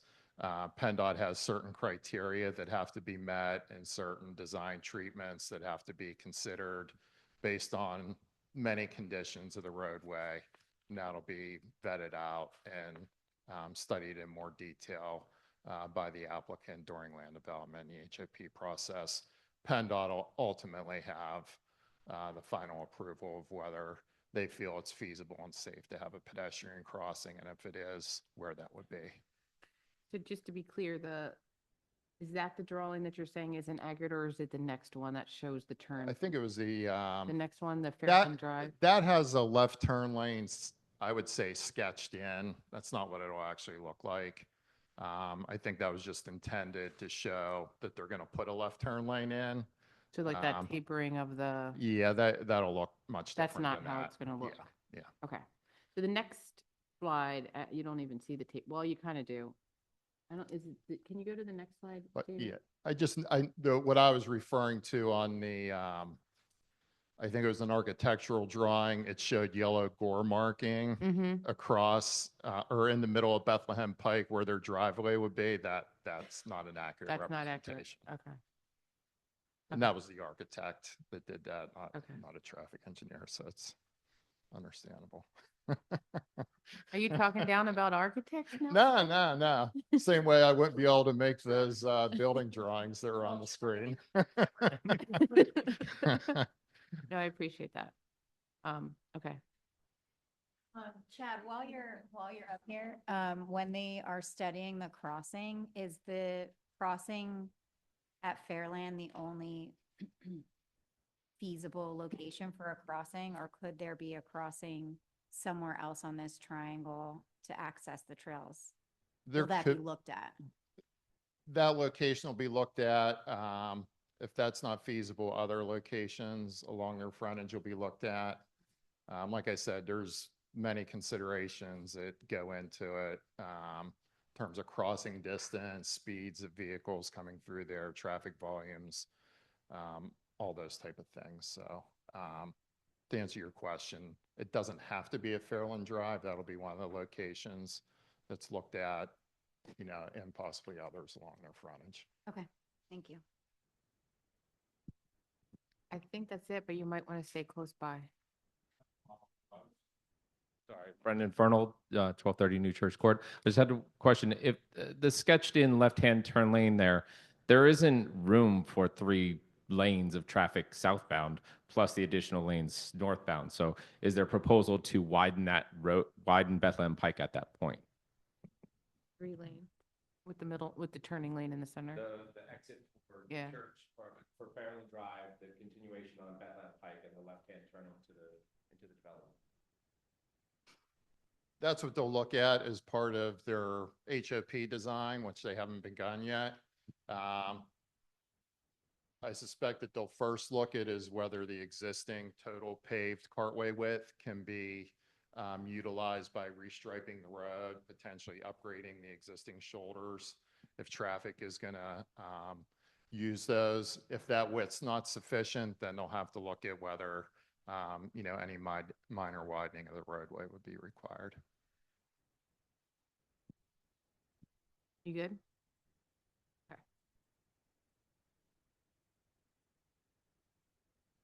Okay. Pat McCarthy, 1251 Carnegie Court. Are you aware there's going to be another driveway coming out between Fairlawn and Tintern? The old Sprango property? Yes. Okay. It's not a problem? No. Okay. Roads are going to be they're going to do their own plowing, right? What about gift spots? How many gift spots are in the development? How many? You mean overflow? Yeah. 48. So if you're doing snow plowing, where's the snow going? Okay, because it can be a problem. Yeah. So I have 23 townhomes and a 14,000 square foot commercial building at Fairland Village, right down the street where I have my office, on 3.5 acres. You want to see what tight looks like, you can go down and take a look, and we've done a great job with putting that snow in places other than parking so that we could have enough parking. So I don't think this is going to be a problem. There's actually going to be over 4 acres of open space and area where they can move snow, transport snow if they get something crazy. Yeah. Good, thanks. Sure. My pleasure. Additional comments for?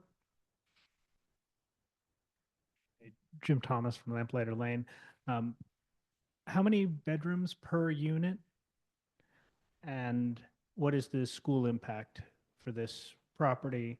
And can you just go over how you decided 4 units per acre? And did you consider a lower number than 4 units per acre? Understanding that I see only 2 of them are doubles and most of them are triples and quadruples. So there are 2 that are 4s, the rest are 2s and 3s. Yes, we did. So a couple things with that. So at Fairland Village, we have 0 school-age children that are in our development right now, 0. So this, did I do that? Okay. So these type of homes are what we like to call age-targeted homes, where the people that purchase these homes typically don't have children. And the reason is because a lot of this area, all the area actually, except for the decks and the driveway, are owned by the HOA, meaning someone has 3 kids that go in here, they're not allowed to erect a swing set. They're not allowed to have their kids play in the yard. That's not permitted in this type of a development. The HOA restricts the use of that. So typically, homes like this and developments like this are not usually bought by families who have children who want to have a basketball court and a play in the yards and throw footballs and that kind of thing. So, and another development that's very similar to this is right down Bethlehem Pike in Upper Dublin called Madison. It's a very similar setup. Less parking spaces, I may add. But same thing, the HOA restricts that type of use of those properties. And I know a lot of people that live in there, and none of them have school-age children. Now, that's not a rule. It's a, it's practicality. Did you answer the number of bedrooms per? I don't have that yet. And did you answer, is it possible to have a lower density number of units in that area in Lower Gwinnett as opposed to, and was there a school system, did our school system comment on this proposal? I could only answer what I can answer, and I can tell you there could be higher density and there could be lower density, but this is after about a year of discussing.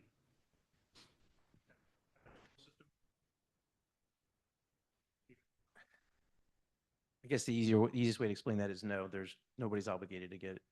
There's no rule under the MPC, which is Municipalities Planning Code, that governs land development projects that requires school district input. Any additional questions or comments from the public? Hi, Deval Gosalia, 1221 Peterman Lane. Peterman Lane. Deval Gosalia, D as in David, H-A-V as in Victor, A-L, Deval Gosalia, G-O-S as in Sam, A-L-I-A. L-I-A. I wanted to understand if there's going to be proper walkways along Cedar Hill Road. And I saw that it also be lit during the night. So a couple of things with that. We still have to go through the lighting plan through land development. There will be sidewalks that start right there and go all the way down and all the way around. The purpose is to try to get people to link that to the trails. The lighting plan right now shows it along North Bethlehem Pike. They're not shown on Cedar Hill because some of the residents didn't want it lit up in front of their houses. So we currently do not have that in the plan. Understood. So that was one consideration. If it could be lit, I understand that there are residents across, so there could be a challenge. Is there any consideration to actually extend the sidewalks to connect between the intersection of Bethlehem Pike and Cedar Hill up until at least the Whole Foods or Chesterfield? Because right now there are no walkways to actually connect. I stay on Cedar Hill Road, which is across the bridge. And I don't know whether the commission is actually intending to connect that as well. If I had the stroke of a pen and could do things on other people's property, I absolutely would. I have the same issue down at Fairland. There's no sidewalk that goes from Fairlands to the other side of BMW, and the kids have to do this from school. So unfortunately, that's off-site, and I don't have an answer to that, but that might be something someone else can talk I think that is part through. of our sidewalks and trails Ma'am. plan. Ma'am. We have a vision for Ma'am. making all these connections. We just can't Ma'am. control property owners. Thank you. But for our site, we're trying to connect that over. So at least there will be some walking plans. And the last question around this is, because we stay on the other side of the bridge, we'll be using this heavily every single day to drop our kids to school. First of all, this road will be completely repaved because currently it's a disaster. So that's part of the township's paving plans. We don't repave the entire roads. There'll be some improvements because we're going to have to put those improvements in. It's on, we repave about 5% of the township roads each year. We're aware that Cedar Hill Road needs to be, I totally understand. This development plus up Cedar Hill Road on the other side of 309, they're doing construction there. How many homes? 4 homes. It just doesn't make a whole lot of sense to repave it until that's done, and then we'll repave it. But we recognize it. I live in hope that if this goes through, that all of those will get repaved. Yeah. How long will this plan continue? Like, how long will it take for all the construction to get over? I wish I could say. I really don't know. Typically, the improvements of something like this might take a year. The improvements get done first, right? Public improvements, site improvements get done. When they're done, then they start the we start the houses. And sometimes in conjunction, depending on how long things take, but I really don't have an answer for you. I couldn't tell you. A few years, you know. Fair enough. Those were all the questions. I had one comment. I find it very interesting that a lot of plans get passed without actually asking the school district whether they'll be able to actually absorb and then the impact on residents. So this is my very first meeting and I heard it on Zoom because it was fully packed. Similar question was asked of Mr. Pina as well. And again, so that disconnect confuses me as to how that can happen. But that's one. I like the houses, so good luck. Thank you. Thank you. Thank you, sir. Any additional comments or questions? Can I just have one comment about the school district? We have a really good relationship with the school district. We meet with them periodically throughout the year, and we do provide input about the developments. They just don't review them and offer a review letter, but they would know that, hey, we have these projects in the pipeline and they're going to, this one's going to have 48 units and this one's going to have whatever the case might be. So there is a communication that does go on. There's just not a formal review process where they're actually issuing a letter. So I just want to clarify. And it's not that. required. Right. Oh, yes. Sorry. And they will, or they'll let us know when they have concerns, but only when there's developments where they expect to have a lot of kids. This is not one of those. And can you briefly tell us how you, Jim Thomas, Lamplighter Lane, can you briefly tell us how you came to the number of 48 units as opposed to something less that, and can you tell us which development in our area has similar density? So, Mr. Penna, you want to answer that? I can answer my perspective and then maybe you guys can answer your perspective. So my perspective is we have 6 units per acre at Fairlands plus a 14,000 square foot building. That's what we did at Fairlands. So the maximum number of units is set in our zoning ordinance. So the maximum number of units for this property was 60? 60. Through discussion, through meetings, through different requirements like setbacks, we're at 48. So it's all set in our zoning ordinance. This type of zoning district, type of Acreage. housing, acreage, it's just a formula. So that's how they came to that number. Nancy Raphael. You have to say your address. 1175 Fairland Drive. I just wanted to know, we're looking at all this, but I'm a little confused. Has this passed? No. Okay, so this is So this is a conditional use application Okay. right now. This is a hearing for that conditional use application. He doesn't have the ability to do this without us giving him conditional use. Prior to this, we voted on the ordinance to extend the business overlay, the Bethlehem Pike overlay, up further. I think right now it stops at Giant. Does it stop at Giant? Yeah, below the. It's below the, right below the Giant. So we're extending it now up to what is essentially right now Sal's Nursery, which would include this property. So now it's a conditional use. So now he's asking for permission to do this under the conditions. And so we're setting forth, and he's been through many iterations where he went to our planning commission and we got input from the county, got input from our traffic engineer and our regular engineer as it relates to what's the impact and what they believe the conditions should be. Also, the fire marshal weighed in. So then the conditions are outlined and there's recommendations for conditions that they said that they will meet. And we have to then decide if we're going to move forward with passing the conditional use with those conditions inputted. We could add potentially, or we could take away. And all of this is in the board packet, and I don't know if you can identify the conditions that are on page from the planning commission meeting. those recommended. So I guess my question is, let's say we didn't want this. You didn't want it, yeah. Let's just say that. Uh-huh. Is We there an vote no, option- then is he that an can't. option? Yes, if we Okay. vote no to the conditional use, he has no right to do it. When will you be voting?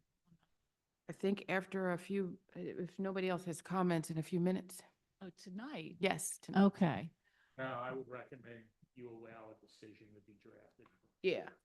I'm sorry, we're gonna advise staff to come up with a decision because they have to actually list all of the conditions that he potentially has to adhere to.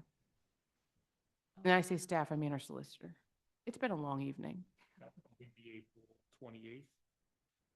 April 28th.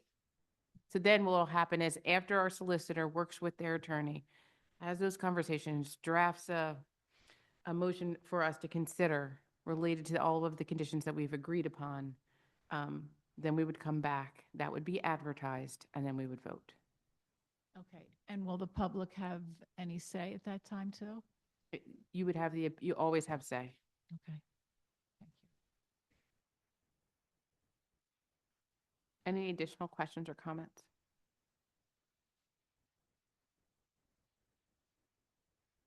I just want to be clear as it relates to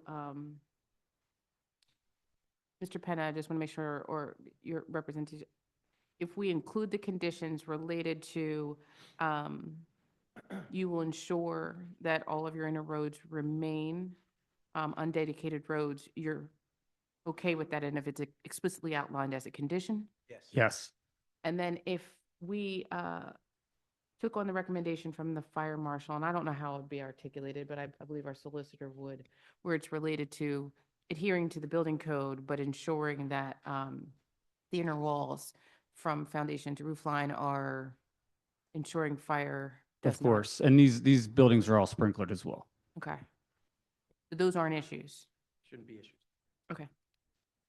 Any questions or comments from the rest of the board? Turn it back over to our solicitor. So if there's no further comment from the board or the public, the appropriate course of action would be to make a motion to have the solicitor prepare a written decision to be brought back before the board on April 28th. I'd like to make that motion to direct our solicitor to prepare consideration or a decision to be brought back before us to be made on April 28th. Is there a second? Second. All those in favor? Aye. Aye. Motion carries. Thank you, everyone. Good luck with the rest of the meeting. Thank you.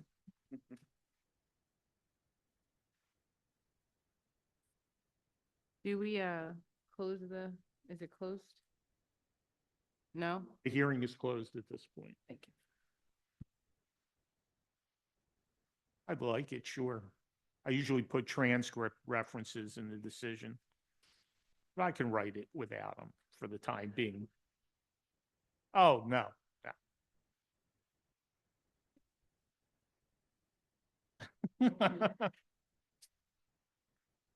Next up, we have, I'm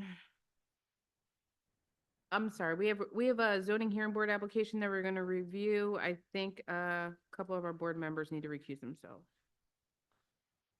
I need to recuse myself. My law firm represents the applicant. I'm going to take a seat in the audience. I will also be recusing as the application affects my neighborhood. I forced him to. So, there's a zoning hearing board application that's going to come before our zoning board related to 1348 Summitown Pike, which is the Whitefield subdivision of the Owens Evans property. I think we have an attorney representing the applicant in front of us. Yes, good evening. Dan Lyons here on behalf of the applicant. Good evening, Mr. Lyons. Thank you for being patient and sticking this out with us to the end here. We're a little bit cranky, though. I'm joking. No, that's, I'm that's joking. okay. Would you like me to give just a brief overview of the zoning hearing board application? As brief as you can. No problem. So you might recall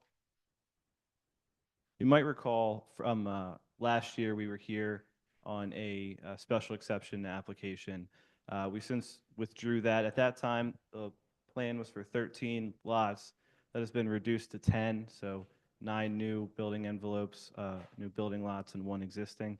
The zoning hearing board application itself is focused on 2 variances. One, to permit a 75-foot front yard setback pursuant to the A residential zoning district in lieu of the requirement in the section to apply a double setback of 150 feet. The section comes from what's called a highway setback ordinance section. Here, though Summitown isn't really a highway in the general sense, it does specifically call out Summitown Pike. So 150-foot front yard setback is required. The second one is to permit a portion of wetlands to be mitigated off-site where on-site wetland mitigation is required. So I'm just going to go through very briefly here, Ms. Duckett, I promise.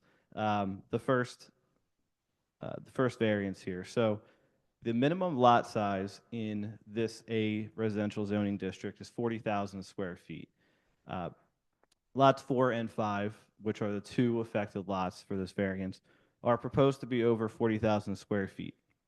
So if requiring a 150-foot setback off Summitown, there is no compliant building envelope for these otherwise compliant lots. So 40,000 feet, it also requires 200 feet of width.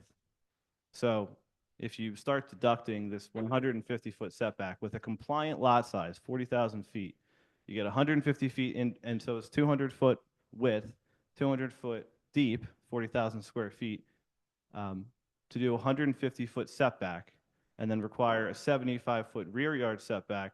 There's a negative building envelope. So this zoning ordinance section contradicts itself because the underlying zoning district permits 40,000 square foot lots. Here, if you have a lot off Summitown Pike or any other highway, identified highway in the zoning district, it would require a 150-foot setback, and you can't have a compliant building envelope. Here, specifically to this site, there's existing wetlands on site. There's an existing historical structure on site, so by requiring 150-foot setback, it pushes those 2 lots and the building envelopes back towards them. So it starts encroaching further onto the wetlands and further into the existing historical structure. Also, the topography of the property, lots 4 and 5 specifically, are most likely the most desirable lots. It sits up higher, it's flatter, it's a great spot to have 2 homes. To push that further in, you're making the whole development a little less desirable. Lots 4 and 5, though it's considered a front yard setback where this is, it's really the rear yard. If you see on the plan, there's, for lack of a better word, a flag lot that comes into it. So the rear yard is the one that faces Summitown Pike.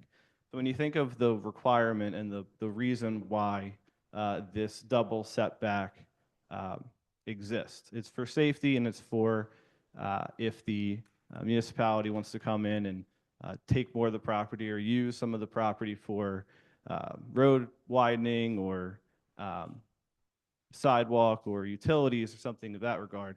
The 2 properties adjacent to this property have already been developed and are already 75-foot with a 75-foot setback.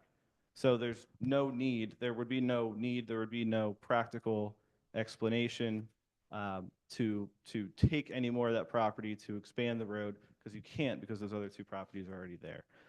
Additionally, and we have an exhibit that we can show you tonight if you would like, but every other property, I think I counted 14 of them up and down in this specific corridor of the roadway, was developed with a 75-foot setback. So when you consider a variance, and one of the factors to consider during a variance is if it's consistent with the neighborhood.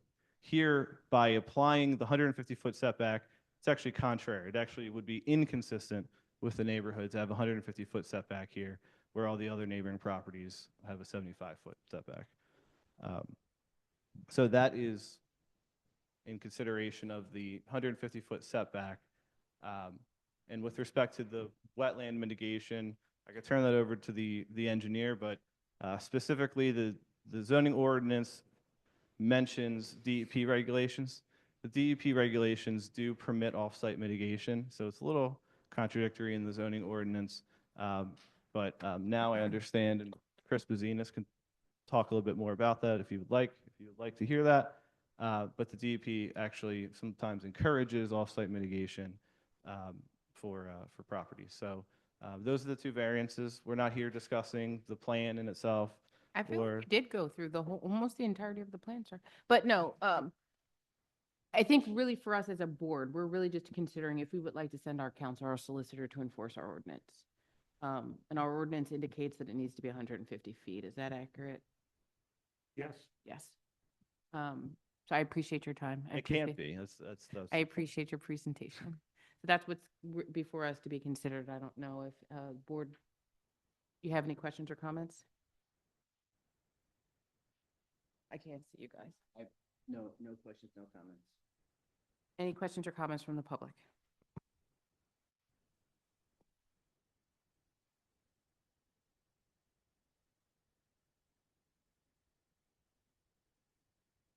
Several. I've written them down just to keep them.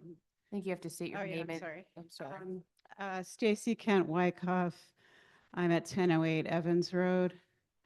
Some of the neighbors have recently engaged attorney Eric Fry from the law firm Dishel Bartle Dooley, who couldn't attend this meeting but is representing a group of neighbors opposing the application of Whitefield Homes.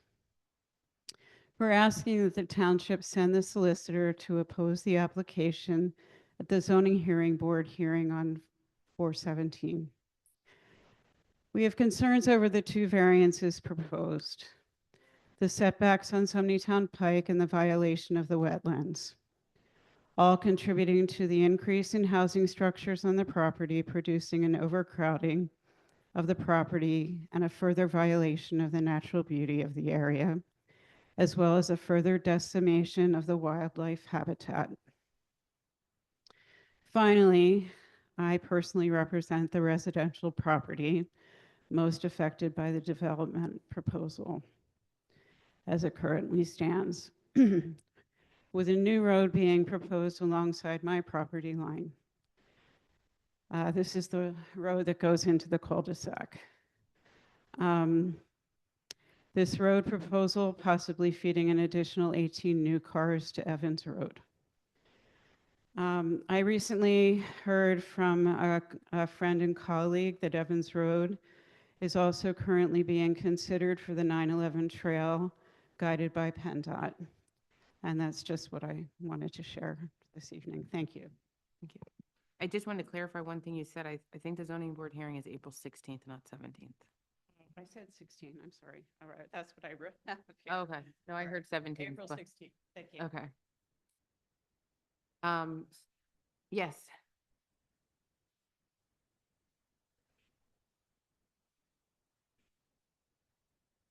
If you're comfortable, I mean, it's up to you. I'm Stacy Kent Wyckoff. I'm at 1008 Evans Road. I'm right there. Right there? Where the Yes, cursor that's is? correct. Okay. Where the cursor is. Any additional questions or comments from the public? You can just come up.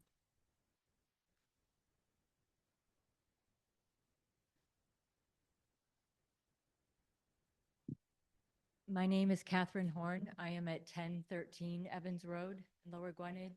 My home is right across the street from the new egress where it is proposed. We are legally opposing this road going in for safety reasons. More to come later. Thank you, ma'am. Any additional questions or comments from the public? Seeing none, so we have the consideration before us. We do have an ordinance that clearly outlines that the setback needs to be 150 feet. And what we would just do is authorize our solicitor to go defend the ordinance. Or we could choose to do nothing. And if we did nothing, they would go before the zoning hearing board and allow that to play out as it is. So that is what we have to consider. Anyone have any questions or comments outside of that? I'm talking to the board. I mean, my comment is just that I think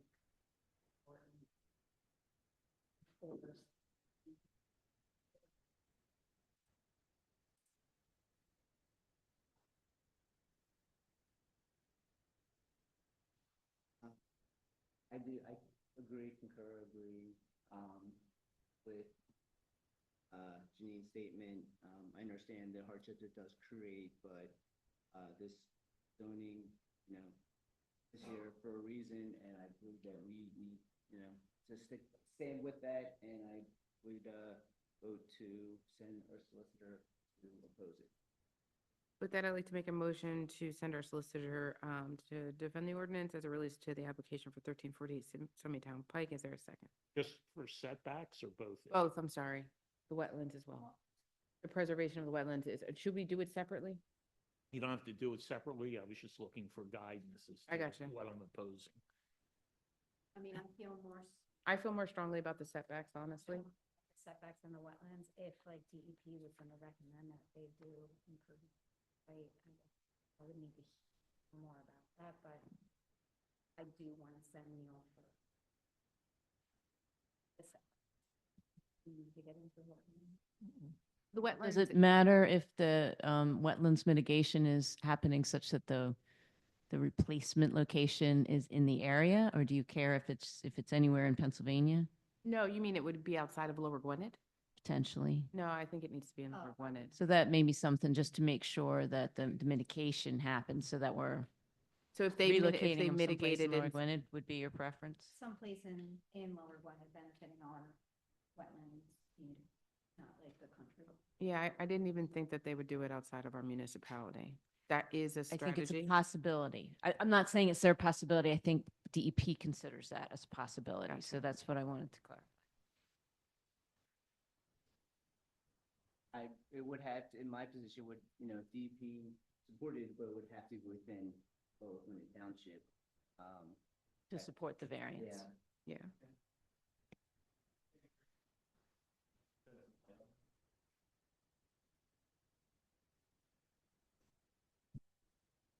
So there's recent guidance from DEP that they prefer offsite mitigation within the drainage area of the basin, which I believe this is Tohickon. There are certain areas where companies do large mitigation areas within the drainage of the overall basin, and that's not necessarily in the township. The reason that they do that is because what they found is that on-site mitigation, there's a 5-year monitoring period, and after that, they're not involved. And a lot of the wetlands that are on individual lots that homeowners may or may not be aware of tend to degrade and then over time not be as effective. So that's where they've gone recently with guidance. It's been accepted in southeastern PA for quite some time now. It actually started with the turnpike because they had limited opportunities when disturbing wetlands to then mitigate next to the turnpike and have them viable for a long time. So they would have mitigation elsewhere done that could be monitored better and serve a better benefit to the stream. Do you know whether the mitigation for this particular project, like, do we know where that would be at the moment, or does that come later? We'd have to give permission for it to be off-site for you to then uncover where the mitigation. And does it, So the process with the company that typically does it here is, and we've already started coordinating with them, they identify if they have enough banking credits available for purchase. They don't tell us exactly where they're located. We could try to find that out, but until we secure them, anybody could purchase them, and then they may or may not have others available. tell us the name of the basin again? I think it's Tohickon. Tohickon Basin? And you said, so is this possible that it could not be in Pennsylvania? No, it would be in Pennsylvania. Okay, Yes. so it's definitively going to be in Pennsylvania? correct. And somewhere affecting the same Watershed. basin or Yes, watershed? Correct. Would it Okay. be Montgomery County? Don't know. Okay. I mean, my position is that there's so many question marks and the mitigation, we don't even know if it's gonna be in Montgomery County, let alone LaGuardia Township. My position would be to also, oppose, both requests. Yeah, that's where I'm headed right now too. Now that I know that the mitigation and the offsite can't be limited to Lower Gwinnett necessarily, or we don't have that ability to dictate that it's at least Lower Gwinnett or Montgomery County. I guess we don't get to pick the best. I would amend my motion. I guess I'll start over. I would like a motion to send our solicitor to address, to defend our ordinance as it relates to the setback as well as the, oh my God, I forgot the word. Wetlands. I was about to say wastelands. The wetlands, related to the application for 1348 Summitown Pike Whitefield subdivision of the Owens Evans property. Is there a second? Can you just say that motion again? I swear to God. All those in favor? Motion carries. Thank you so much. Now we're going to move to public comment. We're not? Okay.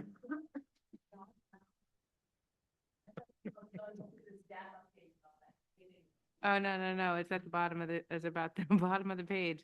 Citizens' comments, concerns, or questions on items, not on the agenda. There is a comment in the comment box from a Judy Chin. It says, does sending the solicitor ensure this, or can the zoning board override the solicitor? So sending the solicitor does not ensure anything. Right. I don't know if you can hear me, Ms. Chin, but sending the solicitor really just defends the township as well as our ordinance, but it does not guarantee that the zoning hearing board does not come to a decision that is not in our favor. In all fairness, I have a pretty good record, though.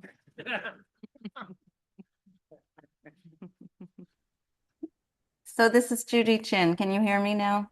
Yes. So my other question, I know the Horns already stated their opposition to having the egress directly onto Evans Road. Is that something we voice after this goes to zoning hearing board, or do you want to hear one more opposition now? So what we can defend is different than we can. Do you want to articulate it, Neil, in a more consistent way? The zoning hearing board has limited jurisdiction. They're dealing with variance requests from setback and a wetlands mitigation requirement. They typically will not hear what they consider to be subdivision and land development issues, and access falls within that category. So that comes later. Yes. Would that be a PennDOT issue or Lower Gwinnett Commissioner's issue? Both, actually. PennDOT issues the permits. The township gets to weigh in on PennDOT's decision-making. Because I'm aware that there's already an easement onto Forest Road and direct access to Sunset Drive, which does already go on to Evans Road. And it seems to me that would be more appropriate. We appreciate your feedback, Ms. Chin. Any additional public comments on items not on the agenda? Questions? Come on. You have to come up. I'm sorry, ma'am. Linda Caligari, Callegari, 1600 Claudia Way. Earlier this evening, I brought up the traffic issue on 63 as part of this master plan, and I was told it was going to be dealt with later in the meeting. Is that true? I don't remember earlier in this evening, but Well, we was talking about the comprehensive plan, and I asked. so the comprehensive plan is really just a land use plan. Right. You were talking about the traffic as it related to 63 and where we. Oh, okay. Yeah. Yeah, so the last thing we just talked about was the open space on Evans Road, and that is what we just voted on in the last vote. My concern was that we were really just sidestepping the whole 63 So on, situation.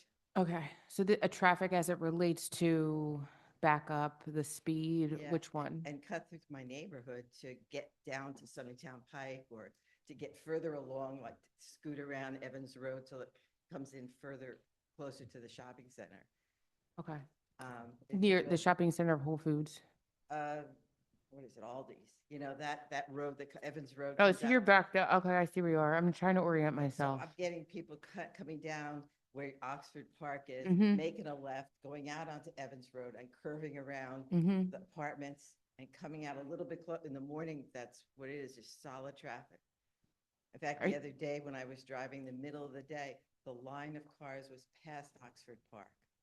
I was Wow. coming in the other direction to turn in to the road there by the park. So are you in the neighborhood behind Gwinnett Knoll or right near are Oxford in Park? Gwinnett. You're in Gwinnett Knoll. Right. Not the neighborhood that's where I was trying to visualize is. Are you concerned about the increased traffic proposed by Well, this it's been- development, or is been it a- the it's been- potential of like growth within the township as a whole? Because it'll create more traffic. I mean, it's the property line between our town and another town, 63. In North Wales And yeah. or Horsham? It depends, like, the other way Hancock probably is Montgomery Township. Montgomery. Is it Montgomery? But the issue is that we are a cut through, because we have 6 entrances to our neighborhood, which Mhm. seems like an awful lot for a neighborhood of 194 houses. You know, I mean, we are also the cut through for the Gwinnett Drive neighbors who can't pull out onto 63 because the traffic They is cut so through to go bad. through So they cut Evans. through my, the people from Folkways come up through my neighborhood to go across to come out on Hancock because they don't have a light at any of their entrances. Yeah. I think about it now. I know exactly where you are and what you're talking about. I'm just going to ask our police chief, have we put out any of our speed signals or I forget what they're called now? The speed checkers. Hi, Brenda. This is a 25-year problem. This has been a cut-through issue from 202 to Welsh Road. They cut through Gwinnett Knoll. We have dedicated some stop signs where you're not allowed to turn left. Mhm. You have to turn certain directions. We've tried just about everything. It is a major cut-through. Now, as I was sitting back there, I was thinking it's probably been a while that we've pressed the stop sign issue that I'm aware of. We can do that. We can press the stop sign issue a little bit. But, you know, she's talking, Mrs. Caligari's talking about the traffic on Welsh Road. It backs up from 63 to 202 All the way? every morning. And there's like, I wonder if Google Maps is even directing people that way. No, it's just people figure It's it just out. people figuring it out. People figure it out. And like she's saying, like the people in Folkways figure it out. It's just safer to cut through their neighborhood to get to 202.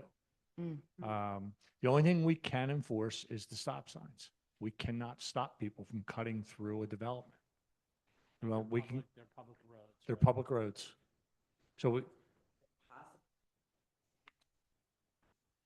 202, so that would be a safer So route. We tried that. 202 is a state. Right. Meeting House is a. Township Road. It's a township It's a road. township. Try that. We did Yeah. the study and We it didn't tried that satisfy. with, Yeah. when we moved the house and for Folkways, and it did not meet the Yeah, The threshold. PennDOT wouldn't let us put it. warrants. I just think about the kids waiting on the street corner, playing around until the bus shows up and somebody steps out into the street and, you know, cars are coming through. And it's just not safe for the kids. We're a very walkable neighborhood. There's always people out there with dogs. We don't have sidewalks or streetlights, so Just going to comment on your walkable neighborhood. It is very walkable, but it's walking in the street. That's what I was going to say. I've walked your neighborhood many a Right. times and it's not really walkable because you have Right. to walk in the street. Right, right. And you have high curbs too. Right. I don't know. There, we've had community meetings with Gwinnett Knoll residents Trying to get 5 years ago, 10 years ago, 15 years ago. And I'm always the unpopular person that says the street is not meant for walking. Mm-hmm. Right, you need side. And it's not a nice thing to say, Yeah, but that decision was made 35 years ago to not put sidewalks in, yeah. which is could say, talking about comprehensive planning, but I Well, won't say you that. know, let's not bring that up. It's too soon. I live there. My kids are the ones at that stop sign. They all take the bus. And when I moved here, one of the first things was coming to a meeting, and that's, I've seen, I know the speeders, and I've seen it. I've been out there, and I do think that it has, in my opinion, gotten a little better because the police have gone out there and they have stopped. Even some of my neighbors have been ticketed and they were not happy with it. But I mean, there's only so much that we can do, and sometimes I would stand in the middle of the street when I see someone speeding down the road. We just have to have some more respectful drivers is one of the main things. I think if you closed off And Evans and Turnberry, whatever, Tanglewood, that would cut off all the problems because that's where they're going. 100% agree. And, there's people that, I mean, I live right there, so that's we get it. I see it all. I get it all. And I understand. And that's something that neighbors have discussed. But some people don't want that because, my wife uses that to leave, to make lefts because she can't make a left out of, Cambridge onto 63. So she doesn't want that closed. So, But I mean, we're getting hit on both sides of the wire people. If they could just go down Evans, that's great. But we know they're coming through too, and Folkways is coming through, and the people over the on- Mercy on, Academy students are flying. Well, we get their through that. teams running through the neighborhood, which is fine. I mean, Well, they're flying through because you'll see their stickers on the cars every morning when they're, running late to school. I feel your pain. I understand it. I just wish there was a way we could incorporate this into the master for this comprehensive plan so that as those neighbors that are on Gweneview Drive, their houses are starting to get resold and redeveloped, that it might be an opportunity for us to kind of bring in 63 and talk about that. And would it be possible? There used to be a committee of township elected officials that met to talk about how to synchronize the traffic flow on 63 at 309 and afterwards so that there would be more people moving. There wouldn't be such a backup. But I know that we're working on the light at is it Darden and Welsh, which is going to hopefully alleviate some of those issues. And I know that we've been discussing that in chat. I'm not sure if you can add to that. Yeah, we're currently working on a project and it'll go out to bid soon to do traffic signal equipment upgrades at both Darden and Evans Road intersections. So won't completely, address your concern, but, the hope is that that'll provide a little more efficiency to traffic flow along Welsh Road. I hate to add to it, but one of the changes we made, we did cause a lot of the backup on 63 because we eliminated the no turn on red at 309 63 because we had over 50 accidents a year with people every Where the couple of 309 days. movie theater is? Red, but they're not looking? The 309 movie theater? Yeah. 309 63. If you're coming east on 63, you cannot turn on red To go on the 309. 309? You can't do Correct. that anymore? Are you No, you sure we can't. eliminated You that? can't. Yes. You can't. Yes. There's a sign. We eliminated it. No, and I've noticed that the traffic laws are not applicable. We never used to not be able to turn red on turn on. You used to be able to turn right on red. You can't anymore. And we eliminated. Yeah, when was that changed? Like 20 years ago? That's what I think. I don't know if that's true. There's a sign? Route here. It's a no turn on red, but like, you gotta Check read it first. to know that, Guess we know who's getting ticketed. I guess we know. Getting pulled over. I don't go that way though. I honestly avoid 63 at all costs. So it's Chief, are we able to spend a little bit of time, I guess, of refocusing on Gwinnett Knoll and maybe putting out what do we call those things? The radar signs? Okay. At minimum. Thank you, ma'am, though, for sharing that comment.